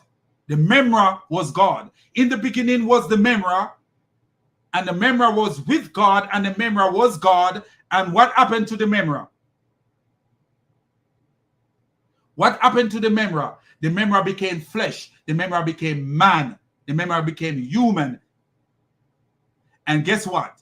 So the similarity is Moses, a human, was made like God to Pharaoh. Jesus, deity, God, was made like man for us.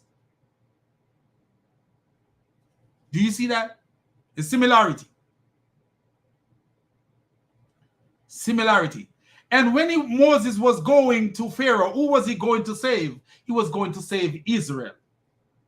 He was going to save his people. Going to Pharaoh, he was going to save his people.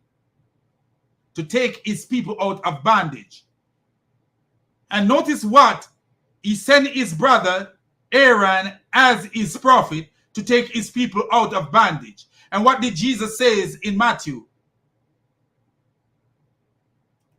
Matthew 23, verse 34.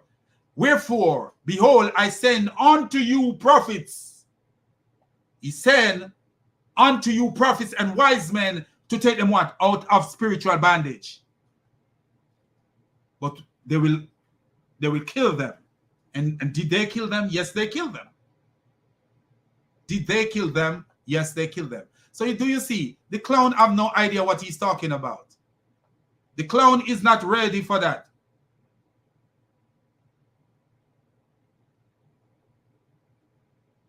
The clown is not ready for that. Hey, my brother Danny, how are you, man? God bless you, my brother. Crunchy, how are you, man? Islam is a hoax. I like this. Islam is a hoax. Allah is a liar. Muhammad is a pedo. And the Quran is satanic. Totally agree with you 100%. 100% and more. It's a hoax. These guys are selling a cat in a bag and telling you, oh, we are selling you rabbit. They're selling cats in bags, man. They come to you with cat in a bag and tell you we're selling you something good. When they are selling you demons and darkness, that's what they're selling you. And Muhammad actually say Satan was commanding him. In Sahih Muslim 28:14, Muhammad says Satan was commanding him for good.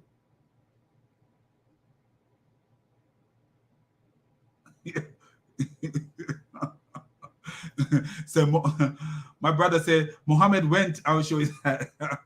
Okay, let's eat back this and then I'll show you what my brother said here. So my brother said Muhammad went to visit Muhammad went to visit Allah in Jannah. Why didn't he stay there?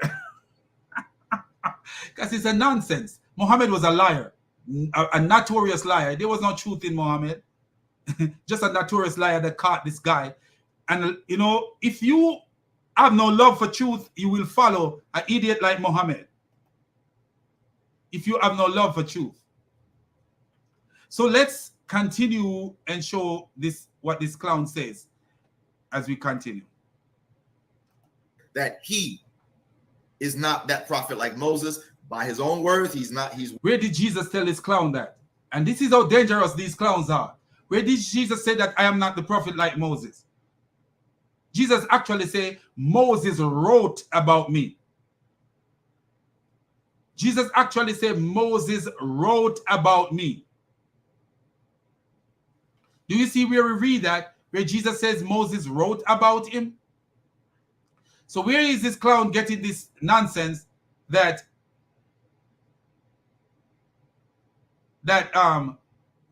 Jesus deny that he is a prophet like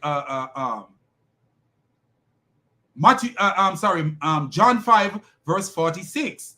If you believe Moses, you would believe me, for he wrote about me.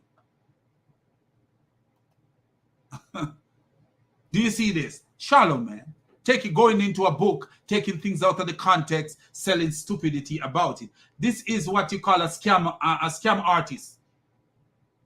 This is a scam artist, but this is the wickedest kind of scam artist, because the scam artists and social media will scam you out of money. These clowns will scam you out of eternal life if you're not careful.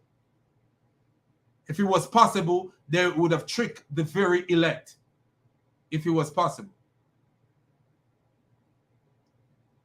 Worthy of more glory than Moses, and by the writer of the book of Hebrews, he was counted worthy of more glory than Moses. However, does Muhammad teach that he is worthy of more glory than Moses? Yes. Muhammad said he's the first one to enter Jannah.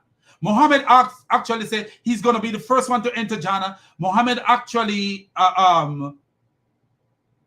says he's the only one who will make intercession for the people. He's the only one who will make intercession for the people. And these are hadiths that are found in the hadith. These are actually found in the hadith. Let me actually show you where this clown says he's the only one that will make intercession.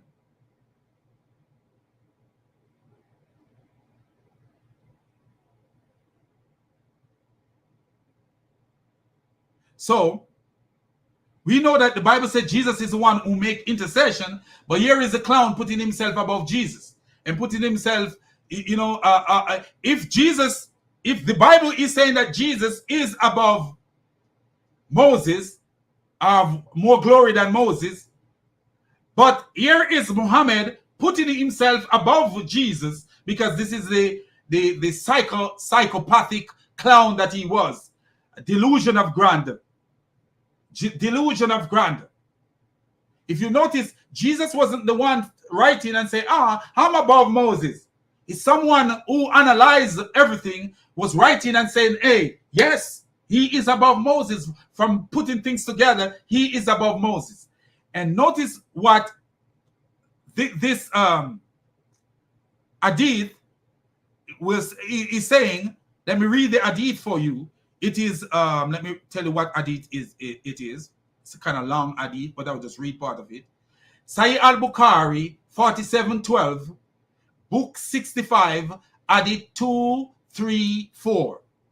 So Sahih al-Bukhari, 4712, book 65, hadith 234. And a lot of Christians are already familiar with this hadith. It is about Muhammad. Let me tell you how Muhammad is talking about the people will come to certain people, ask them question, and they will say, go ask Moses, go ask this person, go ask this person. That's the hadith.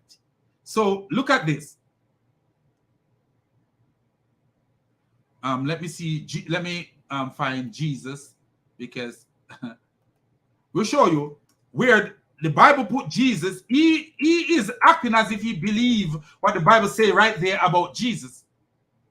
So it could never be Jesus, because this is what the Bible say about Jesus. But look at this.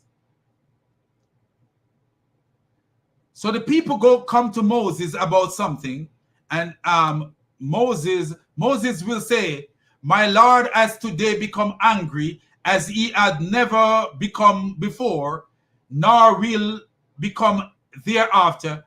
I killed a person whom I had not been ordered to kill. Myself. Go to someone else. Go to Jesus." So they will go to Jesus and say, "Oh Jesus, you are Allah's messenger and his word, which he sent to Mary, and a superior soul created by him." So notice what he says here, that Jesus is a superior soul created by him. Allah. "And you talk to the people while still young in the cradle. Please intercede for us with your Lord. Don't you see in what state we are?" Jesus will say, "My Lord has today become angry as he has never become before, now will ever become hereafter." So I don't know why Jesus is repeating like a robot, repeating what Moses said. But this is the ego of Muhammad, just to show you. Jesus will not mention any sin. So Jesus will not mention any sin because according to Islam, Jesus is sinless. But here it is. This sinless man, just to show you how Muhammad was evil and putting Jesus in this light as a little coward, even though he was sinless, he was like a little coward. Look at this. Jesus will not mention any sin, but will say, "Myself. Go to someone else. Go to Muhammad." So Jesus is actually putting Muhammad in a standard higher than himself, because he will repeat, "Myself. What is wrong with himself? I don't know. Even though he didn't mention any sin, he keeps saying, "Myself, 3 times. Go to someone else. Go to Muhammad. So they will come to me." Look at the clown, Muhammad. the delusion of grandeur in this clown. So they will come to me and say, "Oh Muhammad, you are Allah's messenger and the last of the prophet, and Allah forgave your early and late sins." So Muhammad has sins. But Jesus, without any sin, would be saying, "Myself.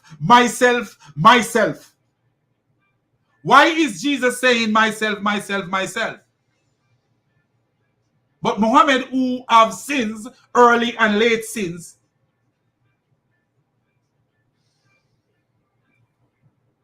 "Please intercede for us with your Lord.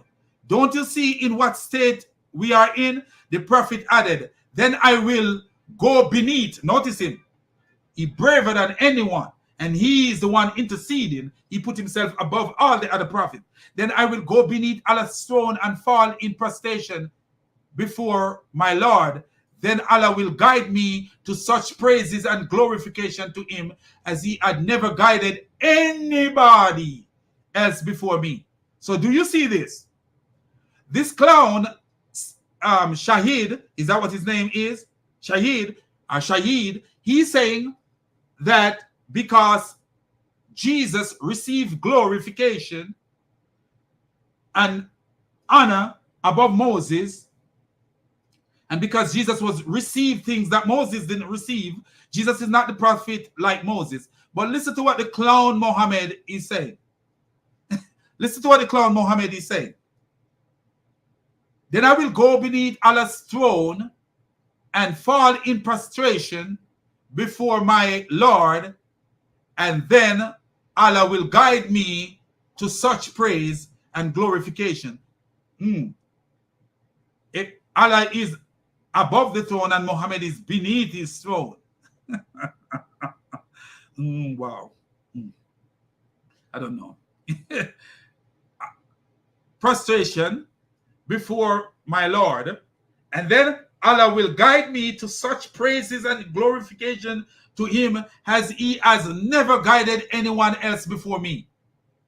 Then it will be said, O Muhammad, raise your head, ask, and it will be granted.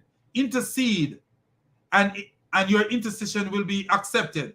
So I will raise my head and say, my followers, O my Lord, my followers, O my Lord. It will be said, O Muhammad, let those of your followers who have no account enter through such a gate of the gate of paradise as lie on the right, and they will share the gate with the people. The prophet further said, by him whose hand are my soul, the distance between each gate. This clown, man, always making up some stuff. And then said, and swearing to his God about it. But do you see how he elevates himself above all the prophet? He's the one who can make intercession. They come to him, to all these people, and none of these people are worthy, or feel themselves worthy to make intercession except him. He didn't even say, myself, myself, myself. Even though Jesus have no sin, Jesus is shouting, myself, myself, myself. Do you see the stupidity of Islam?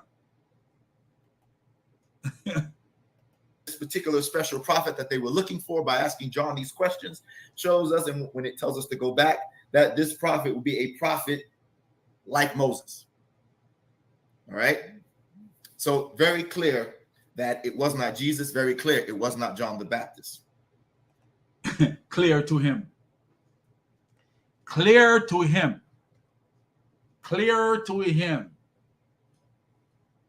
You know how many fools can look into a water and say it is clear. Let me show you how clear it is to him.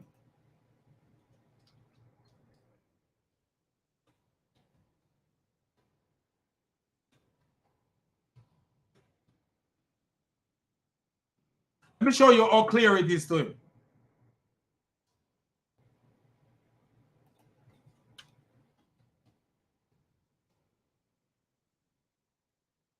Let me show you how clear it is to him.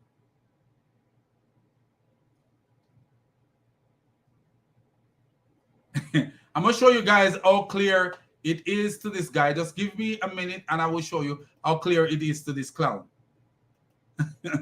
Because a clown sees things clear when it's not clear. A donkey sees things clear when it's not clear. Look at this. Look at this. This is how clear it is to him. Narrated Abu Sayyid al-Khudri. It was narrated that Abu Sayyid al-Khudri said, it was said, O Messenger of Allah, you perform wudu from the well in which the bodies of dead dog, menstrual rag, and garbage are thrown. He says, water is pure and it is not made impure by anything. Clear. No impurity. Muhammad see water clear. Nothing can make water impure. Nothing at all can make water impure. It's clear. It's clear. Even no impurities in it. This is the cloud that these people follow. This is the cloud that these people follow. Look at it. Sunan and Nasai. And if you look at it, it will say Asan right here.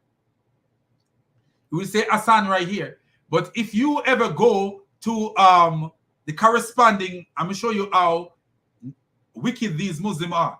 If you go to the corresponding hadith that take out the dead dog, if the bodies of dead dog is taken out and the menstrual rag is taken out, guess what? It becomes sahih. You think I'm lying? You think I'm lying when I'm telling you, if the menstrual rag is taken out, it becomes sahih. I'm going to show you. I will show you. I will go back.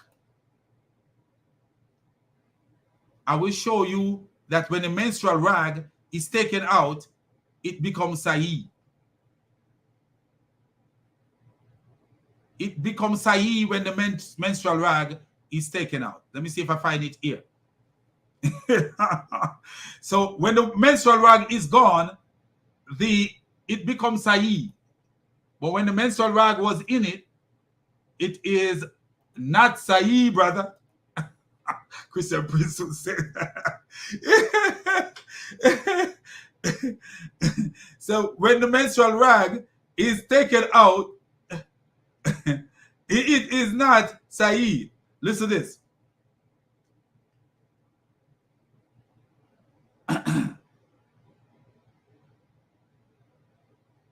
There is another one. If I could find it, can you make ablution water of Buddha? I asked the prophet, we can make. So they asked him, they saw him making ablution with the water, and they says, how can you make ablution with this water? He says, nothing make water impure. And this is actually Sahih because the dead dog is taken out.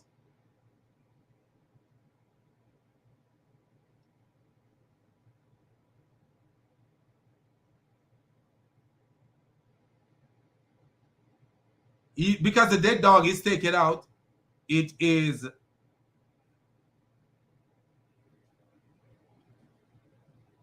here is another one.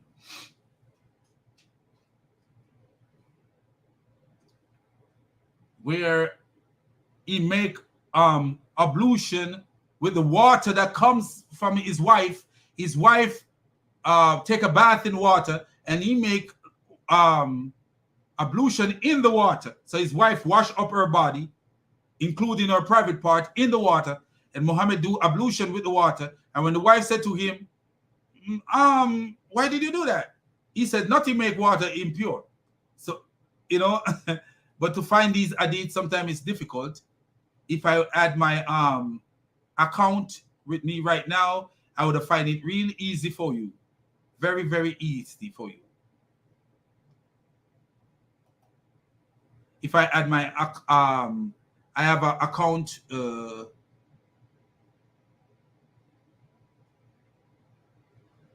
I have an account with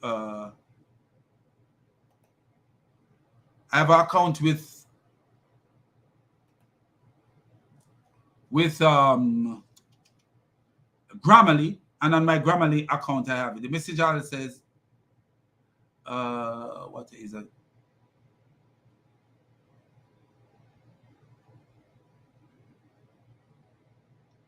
Let me see if I could. It's hard to find. But anyway, let's get out of that because there's another one that actually says they take the dead dog out of it. The dead dog is no longer in it, and it's about it is about garbage. So let me see if I put garbage here, Garbage. Then all of a sudden, when it's only garbage, it is I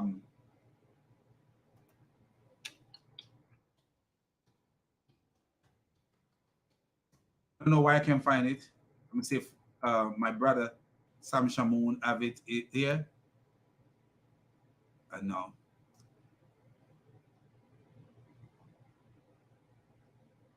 I know it's soon. I know it's Sunan and Nasai, the same Sunan and Nasai, but it is.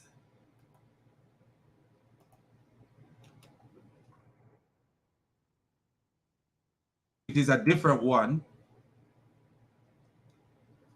But anyway, he said nothing make water impure. But if you look, I'm gonna show you guys another day. I'll be with you guys another day so you guys could. Okay, let's try this. This might be the one that shows all the hadith.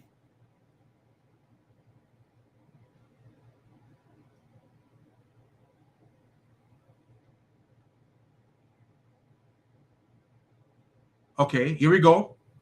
So this one shows the hadith. I think these are the hadith. So let's see. but it doesn't show the grade. Oh, it says sound here. Okay, so here, look at this. Look at this. Said the sea water. Okay, narrated water is purer and nothing can make it impure. So he actually said nothing make water impure. And this is sound, you know. Ibn Majah, if weak, this is weak, according to them. Narrated Umar, if there's enough water to fill. Narrated, none of you should take bath in.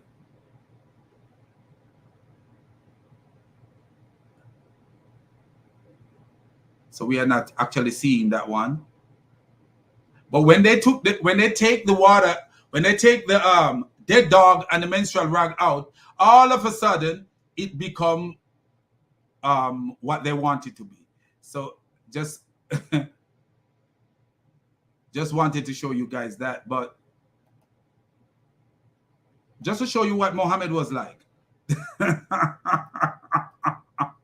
So when the guy is saying that it is clear, we understand what he means, because only a fool would see that it's something that is talking about Jesus is clearly not talking about Jesus.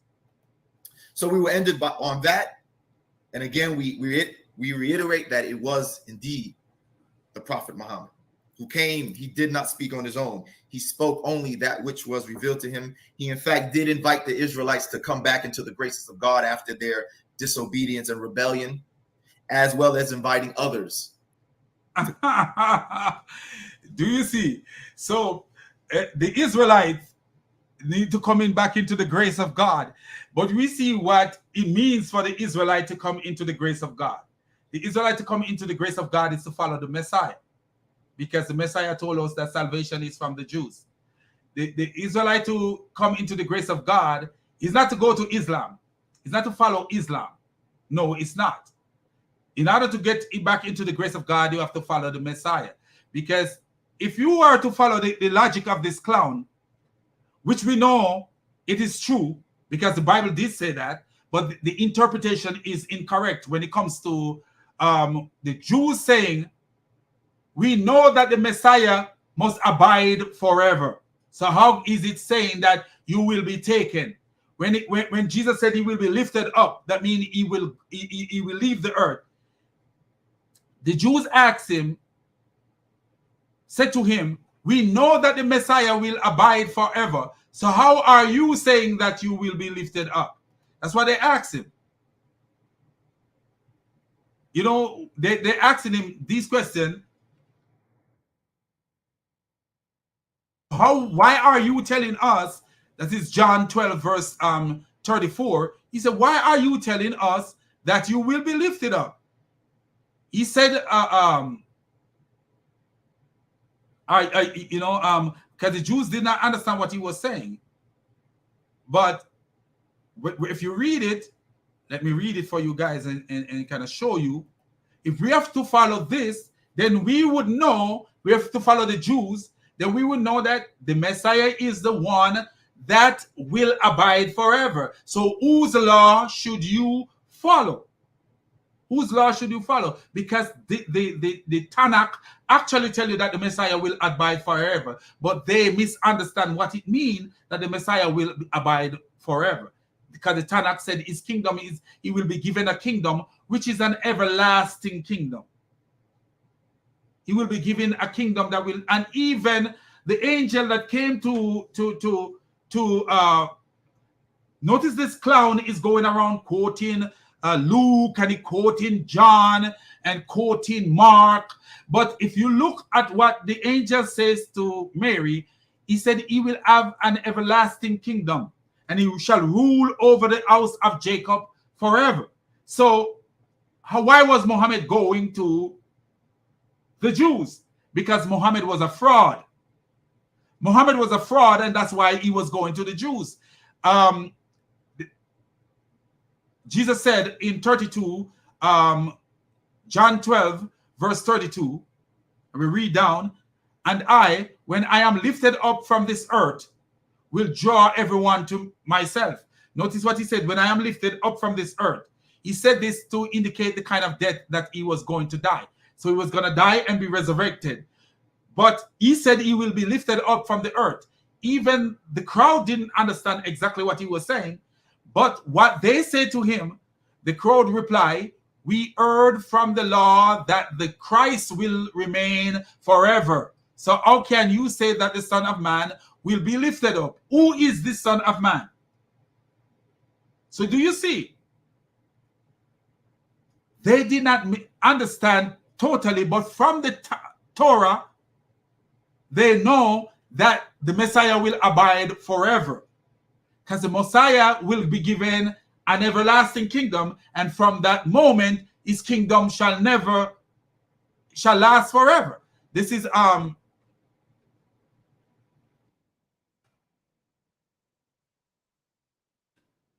let me show you what the angel says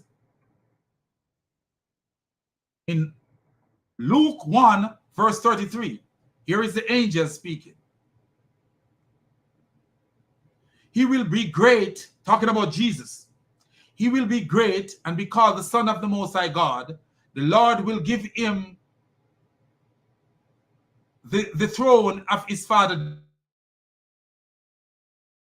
David. However, his kingdom will never end. His kingdom will never end. So the angel was echoing even that. But when will he be given a kingdom?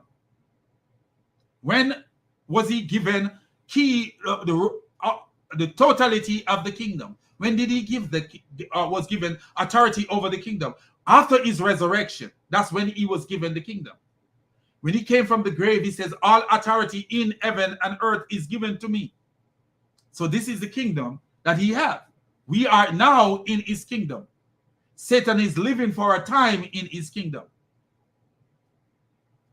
So when the Jews were thinking like, oh, it's going to be a manifest kingdom that you will see manifest at that moment, and the Messiah will be this great king that ruled them and they dominate the world. But this is not what was written in the Tanakh. They weren't reading the Tanakh right, and this is why they got it wrong, that there was 3 prophets that's supposed to come. Elijah, the Messiah, and the prophet. They didn't see it the way it's written. The prophet is equal to the Messiah. The prophet is the same as the Messiah. The prophet is not different from the Messiah.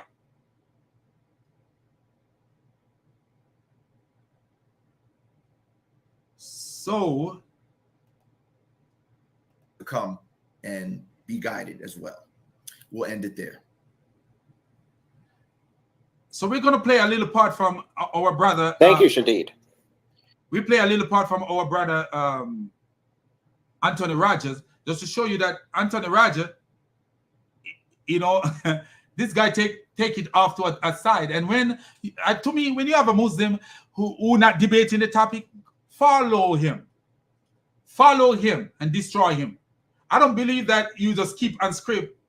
No, follow him, because that's where he's going. Since he opened the floodgate for these things, go down the flood, go with him and let him drown himself. Because you have a life vest on, he doesn't. So follow him. The Holy Spirit is your life vest. So let it go. Okay, since this is where you want to go, let's go. So we will go ahead and turn it on over to Reverend Anthony Rogers for his opening.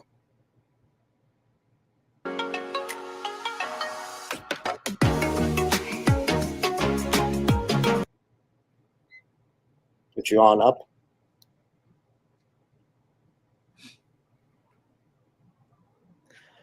All right, thank you. I want to begin by giving all praise and thanks to the only true triune God, the God who loved his people, gave his son on their behalf, and poured out his spirit so that they might believe in him, love him, worship him, and serve him. It's that God that my hope for Shadid and others, it's my hope that they'll come to know him. And for that reason, I engage in debates of this sort. Now, I have to begin by addressing an elephant in the room. Shadid has appealed to John chapter 1 in order to prove that Muhammad was the prophet spoken of there and predicted as yet to come. And yet one couldn't choose a text that's more explicit and clear with respect to the divine identity of Jesus, something that Muhammad, as a self-proclaimed prophet, vociferously opposed.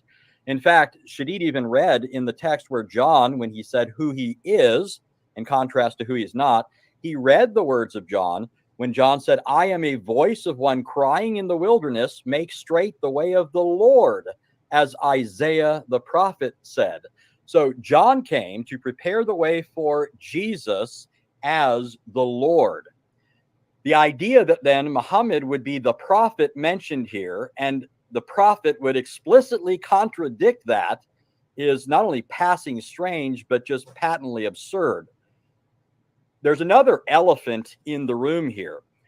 According to this text, it's the religious leaders who are opposed to both John and Jesus who make the distinction between Elijah, the prophet, and the Christ.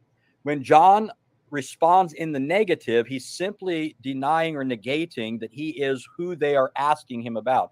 He's not affirming their false understanding of those things. In fact, the very fact that John could say he's not Elijah shows that it's... Do you notice what the brother says? That it's the religious leaders, the false religious leaders, because Jesus called them hypocrite and called them fools, blind guides. And this is what this clown decided to follow. So I want to say, man, peace out to everyone. And I appreciate you guys coming by, dropping by, and listening to me. I really totally appreciate it. And thank you so much.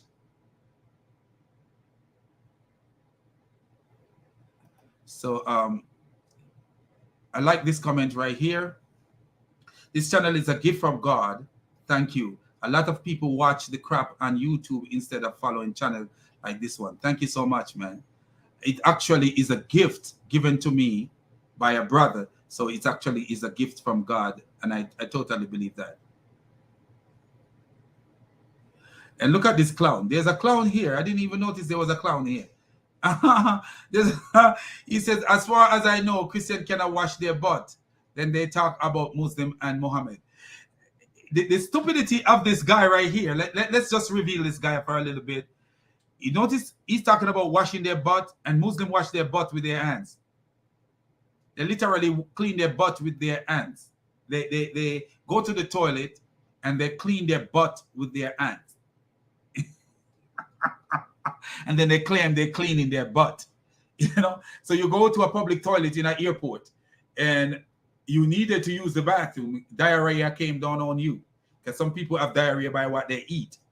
Might drink some milk or something like that, have diarrhea.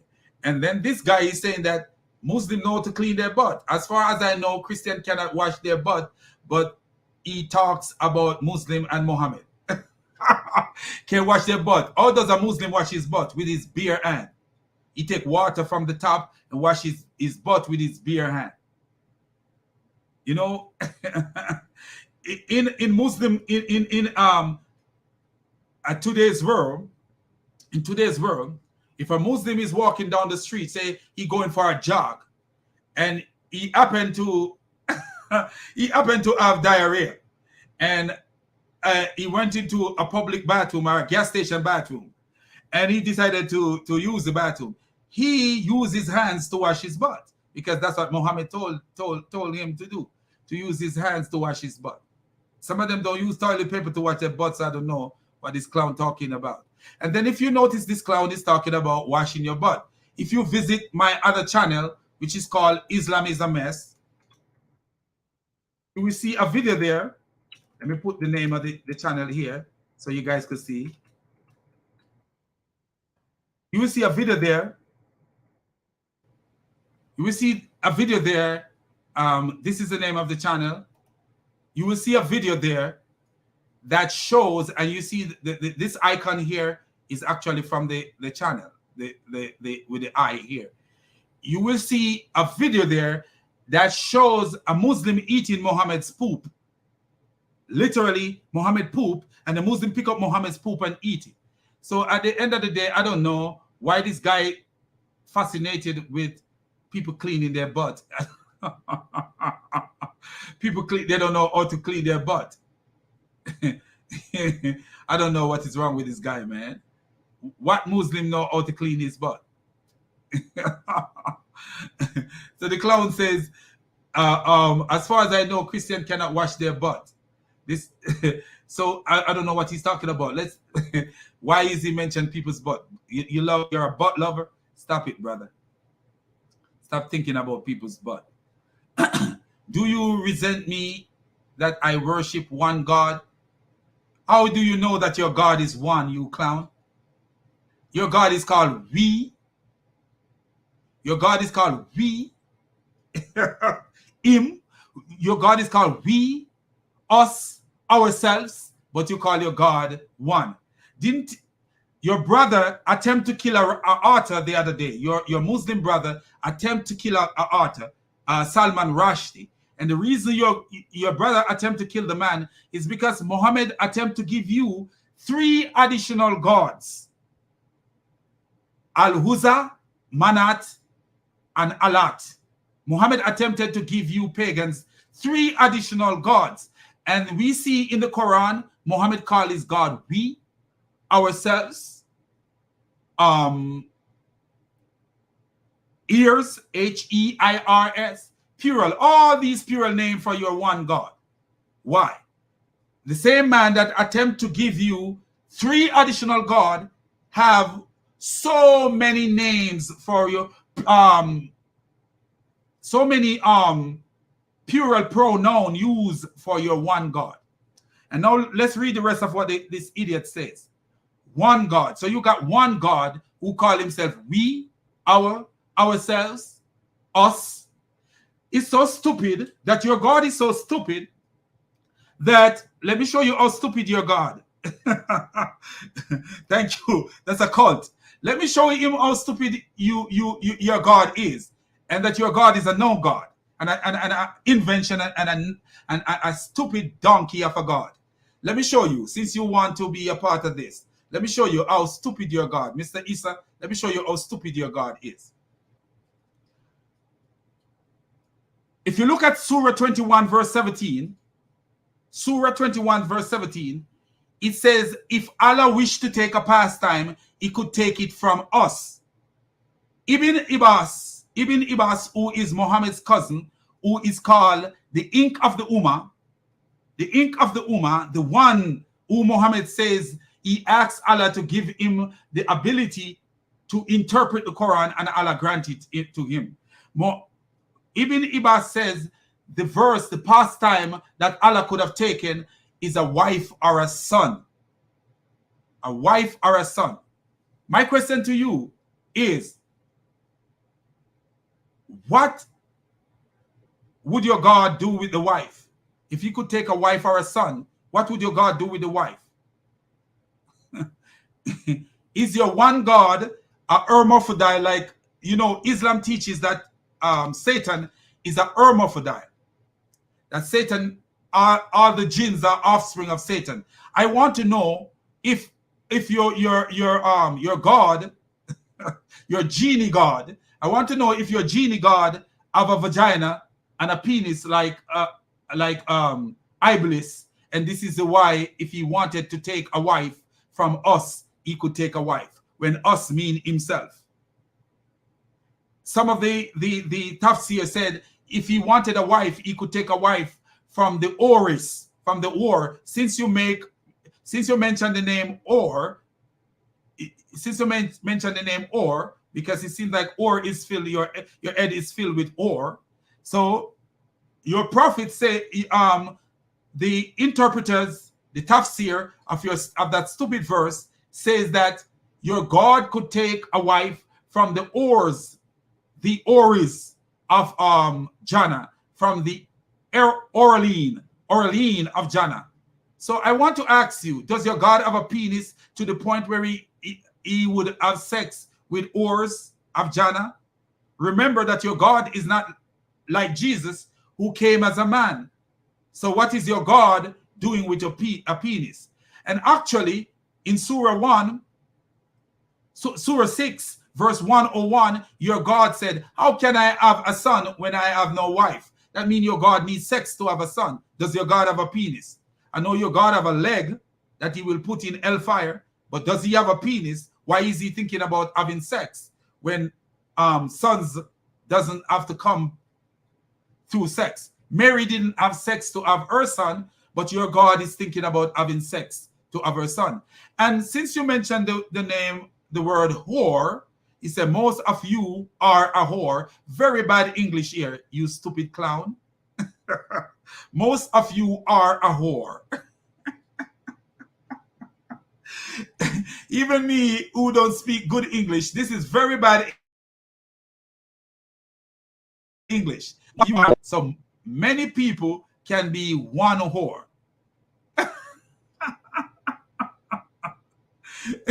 And one God can be many, we, us, and ours. You're one God, as you're boasting about your one God. Your God is not one, you stupid clown. Muhammad had idolatry in this God called Allah. Your God is many. Alat, Manat, Al-Uzza, and all of them. That's what your God is. And then you're talking about whore. And do you know, all the Christian here, do you know that Allah,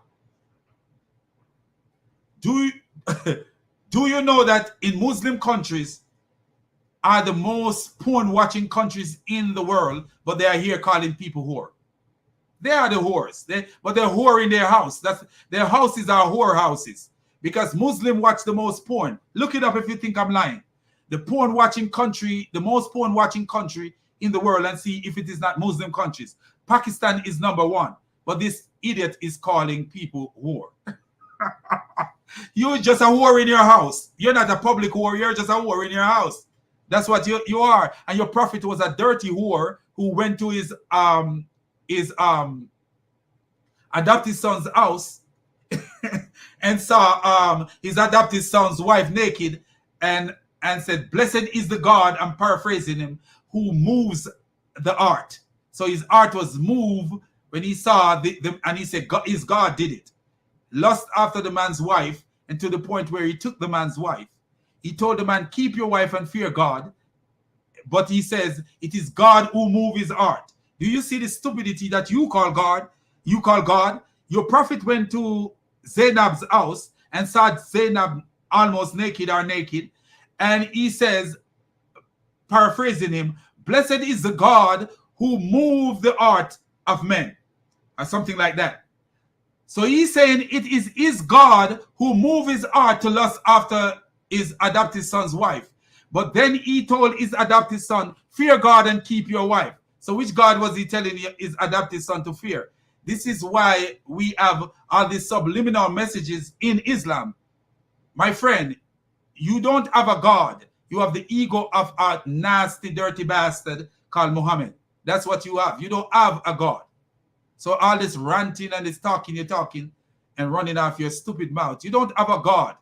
Muhammad was a madman, an egotistical madman. And what you worship as God is Muhammad's alter ego. And your news of me is worse than that of God's wrath on what he says. And your news of me is worse than God's wrath on them and made them among them monkey and pig. This is the stupidity of Muhammad. Where is the history that the Jews were made into monkey and pig? See, this is how dumb you are, following the naive, delusional mind of a donkey. Greetings, greetings, 13 above. Greetings. Seems like you come from a cold climate. 13 above is cold, even though 13 below is colder.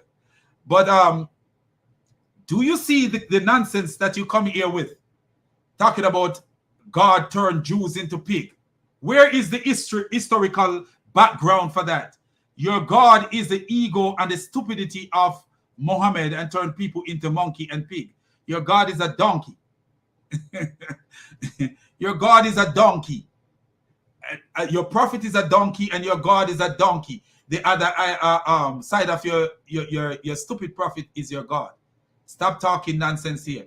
If you come here to talk makes sense, because you're not making any sense. Who was turned into monkey and pigs? Who was turned into monkey and pig? Where's your proof? From the idiot Muhammad, from his stupid lips? That's your only proof that Jews were turned into monkey and pigs? Where was that written before Muhammad that Jews were turned into monkey and pigs? If anytime you can find that book that say Jews were turned into monkey and pigs, anytime you can find that historical book, your prophet was a nasty idiot walking around with semen on his clothes and all this stupidity. A dirty bastard. You come here upholding that stupidity. Walk away, clown. You want to be a part of the show. There you go. What an idiot, man. What an idiot. He actually believed that Jews were turned into... Hey, do you want to see... Let's share you. Let's turn this... Let's laugh at this clown a little bit more, and then we praise God and get out of here. And I will see you guys tomorrow if it is God's will, because I'm back tomorrow to talk about the rest of the video. Because I thank my brother Shake and Bake, for the platform he gave to me. I respect him. I thank him, and God bless him. And as I say, brother, if you're listening, if you ever need anything, man, and I can help, man, let me know. You let me know. Let me show you something from the clown.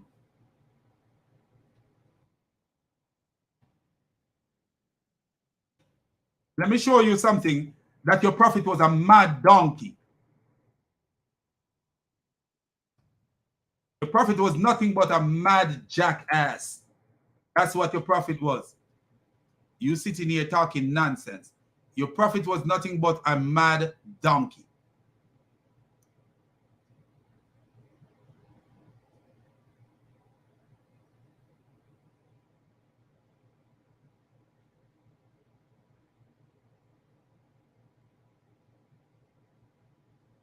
Let me show you that your prophet was a donkey.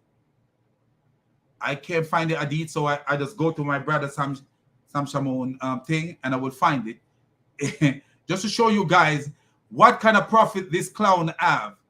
When he's sitting here trying to let me show you what kind of prophet this clown have. Just show you. But Jews were turned into monkeys and pigs. It's a stupid lie make up by the hatred of Muhammad. Muhammad was just a man who ate the Jews, and you actually helping us to prove that Muhammad is not the prophet sent to the Jews. He's a lying, dirty bastard. That's what he is. He was not a real prophet. You're right. Shalom. Shalom and shalom. Let me show you that Muhammad was just nothing, a nobody, a total nobody. Let me show you this. Look at this right here. My people, I have the hadith on my other platform, and I will show you guys, but I went to this Answering Islam since I couldn't find it quickly enough to show you guys. But we could copy and paste and show where it comes from, just to show these clowns that we don't make up anything here. It's one thing here, we don't make up anything. Okay, let's put in fingers, and I'll show you how stupid this prophet that these idiots follow. Watch this. Do you see the word finger here? Let me make sure that you guys are seeing it big. Because Muhammad was a madman, a dirty madman, a very, very bad man. He was a madman. I told you I'm Jamaican and I sing. So this is Sunan Abu Dawud, book 27, number 3786. Narrated Tabit ibn Wahida. We were in an army with the apostle of Allah. We got some lizards.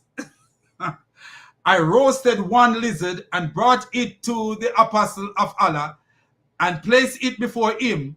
he took a stick and count its fingers.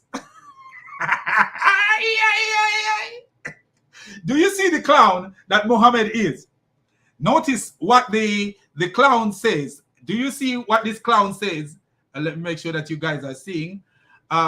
If you notice what the clown says in his comment, that and your news of me is worse than that of God's wrath on them, meaning the Jews, and made them among them monkey and pig.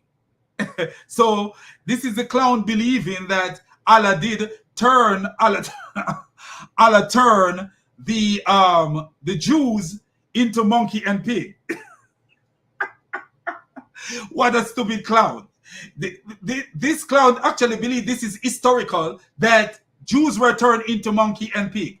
But let's look what Muhammad say about this monkey and pig situation.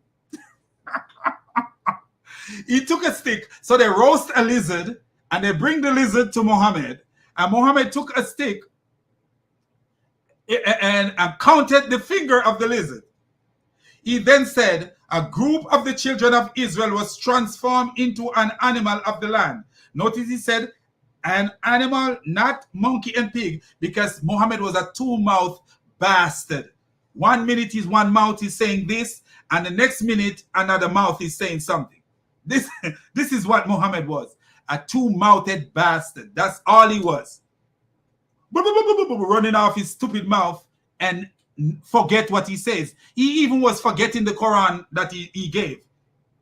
That's another issue. But Muhammad was so forgetful that he was forgetting the Quran that he gave. So, oh no, not the big bad mighty list.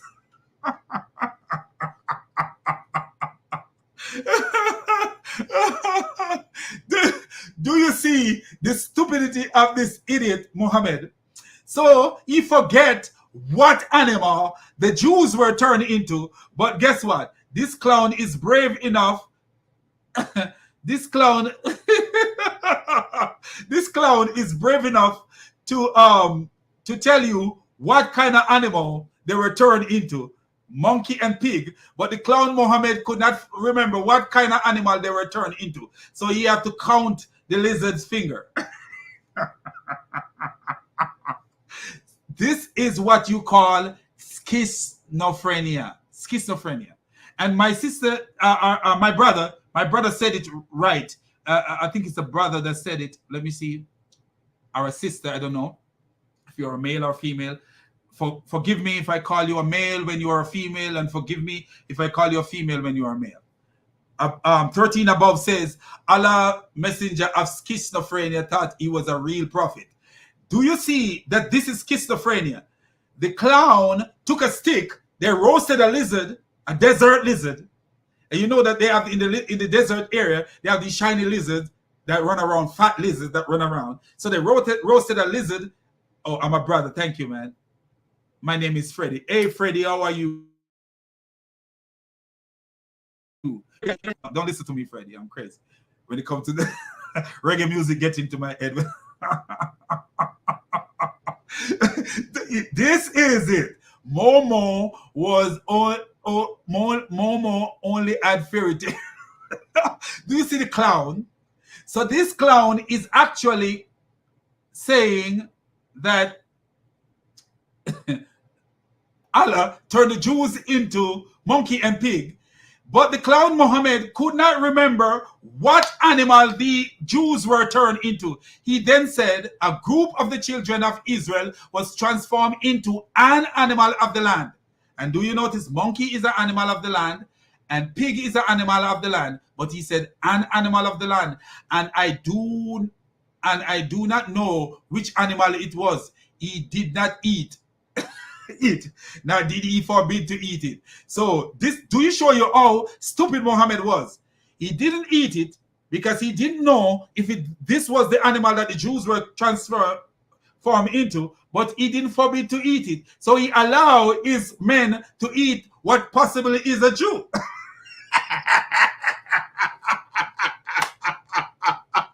Shake your shake. What a beautiful Muhammad, man. They don't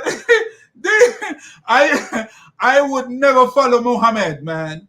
If I had to follow, if they say, hey, Muhammad alone, because I'm not a small guy, you know, I'm fairly muscular guy. I have a little guns here, not the biggest guns, but I got some guns. But if Muhammad have no sword at all, and I know I'm bigger than Muhammad because I heard he was a short, fat guy. And they say, follow Muhammad around this corner and you will get $1 billion. I would not follow Muhammad. Just to go around the corner. I would never follow him around a corner. This man was a madman. He took a stick and count its finger. So they gave him a lizard, a roasted lizard. He took a stick and counted his finger. He then said, a group of the children of Israel was transformed into an animal of the land, and I do not know which one animal it was. He did not eat it, nor did he forbid eating it. So guess what? Oh boy, they eat a Jew.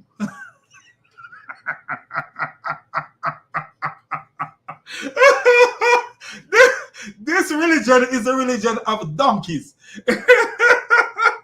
And when I say donkey, I'm not talking about the regular people who don't understand and don't go as far as we are going right now. We are talking about people like Issa who come here making this stupid comment.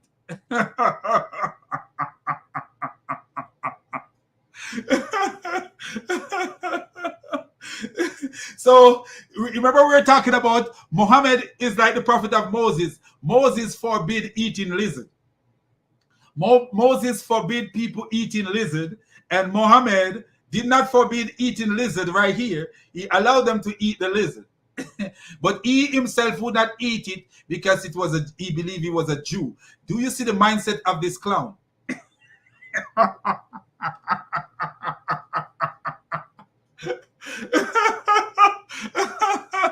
Oh, my Father who art in heaven, forgive us of our trespasses and lead us not into temptation, but deliver us from evil. For thine is the glory, the power and the glory. For thine is the kingdom, the power and the glory, man. Wow. Man. What a religion. This is not even a religion, man. My brother said Muhammad was a pig after he visited his 9 wives in one night, then bath after the last. And we show where Muhammad was taking bath in water with dead dogs.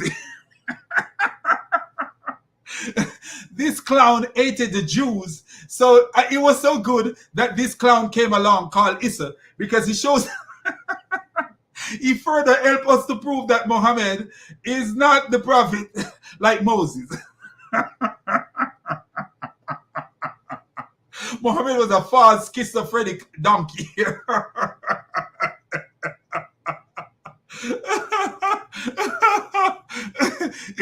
He said Sheikh Break said Jibril didn't give Mo no, he didn't tell him what kind of animal they were turned into. Muhammad was a very forgetful person. He used to even forget the Quran. He used to forget the Quran itself. And these guys talk about perfect preservation. Even the Sahaba themselves used to forget what the Quran. They used to mix up the Quran with the Hadith. They used to mix up the Quran with the Hadith. They would quote verses and quote Hadith and say that it is Hadith. And other people would say that, no, this is a Quran verse. This is literally a Quran verse. This is ridiculous, man.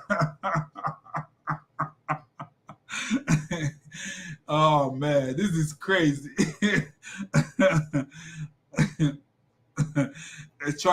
Troy says Muhammad was a big. Oh no, this is what Troy says. Only a fool would follow Momo. Literally, I agree with you, man. I agree with you, man. So I gotta get ready for work, my brothers and my sisters and my friends and all the Muslims. And I love the Muslims. Don't get it twisted. I love the Muslims. Not because I use this platform to reveal idiotic Muslim. That doesn't mean that I don't love Muslims. I love the Muslim. I would like to see them move from the stupidity of this dumb man called Muhammad and come to Jesus Christ and start following people.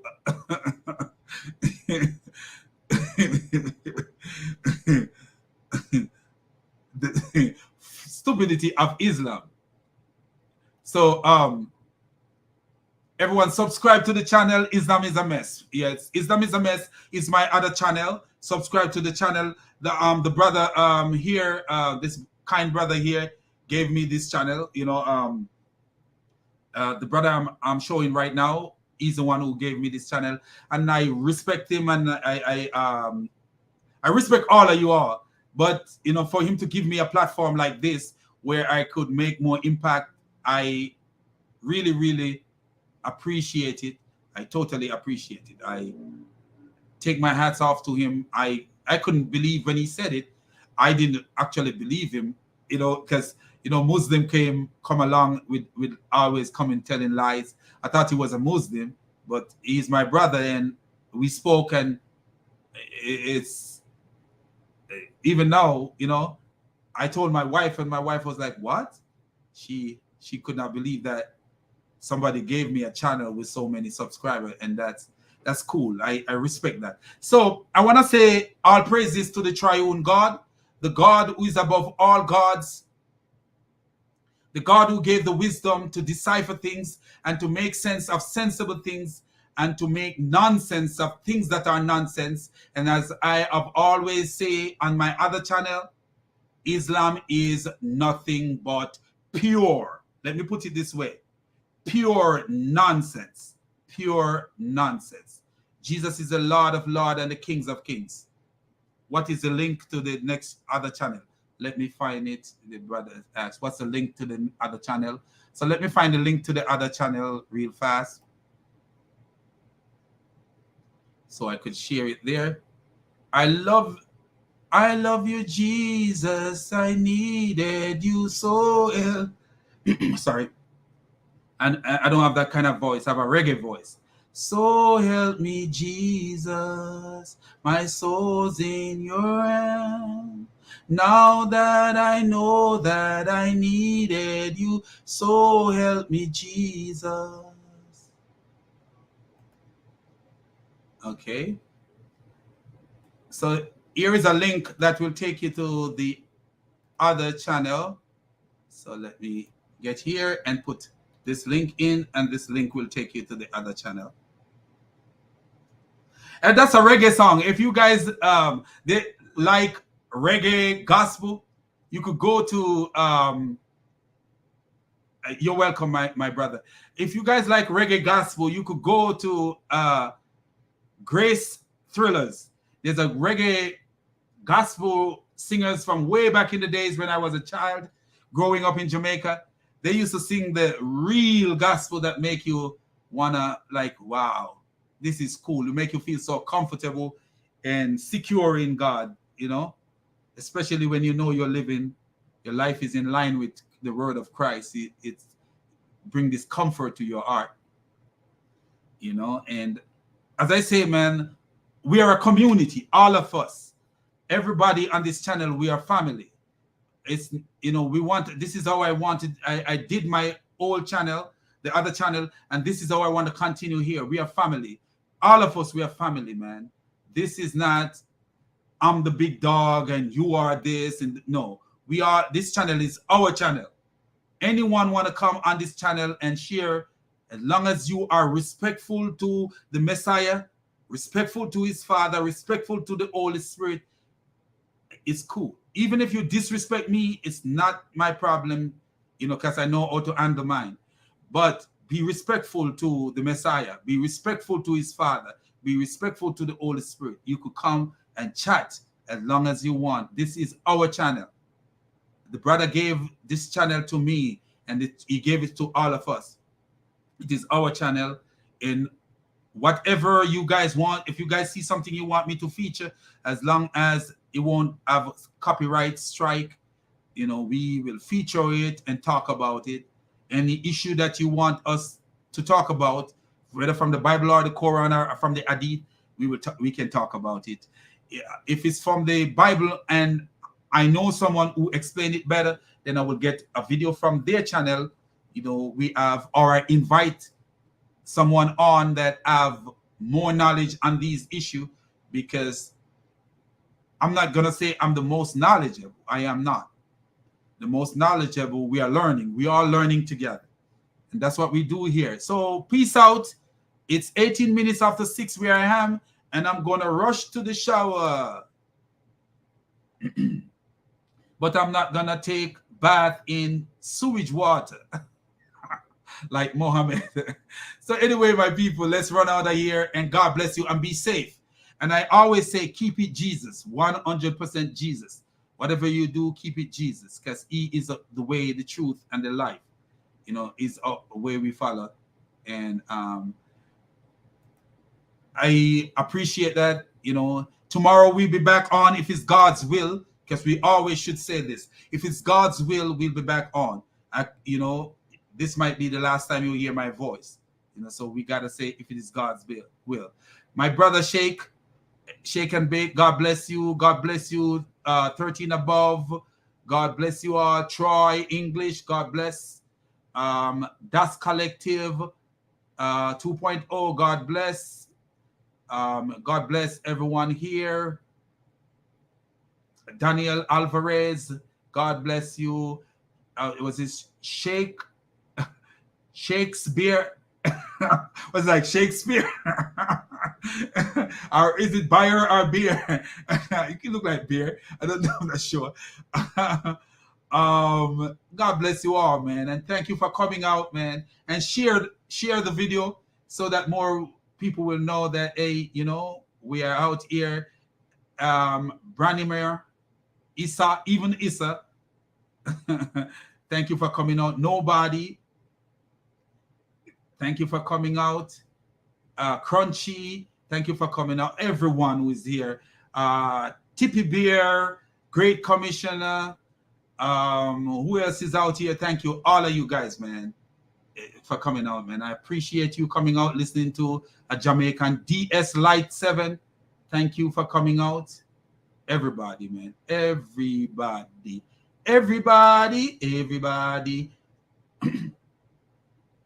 Nim Grace, thank you for being out. And I say peace out. I gotta go to work. I'm a nurse. I take care of people who can't take care of themselves, so I got to be there to make sure that these people are taken care of. So God bless you all. And bye next time, man. Next time.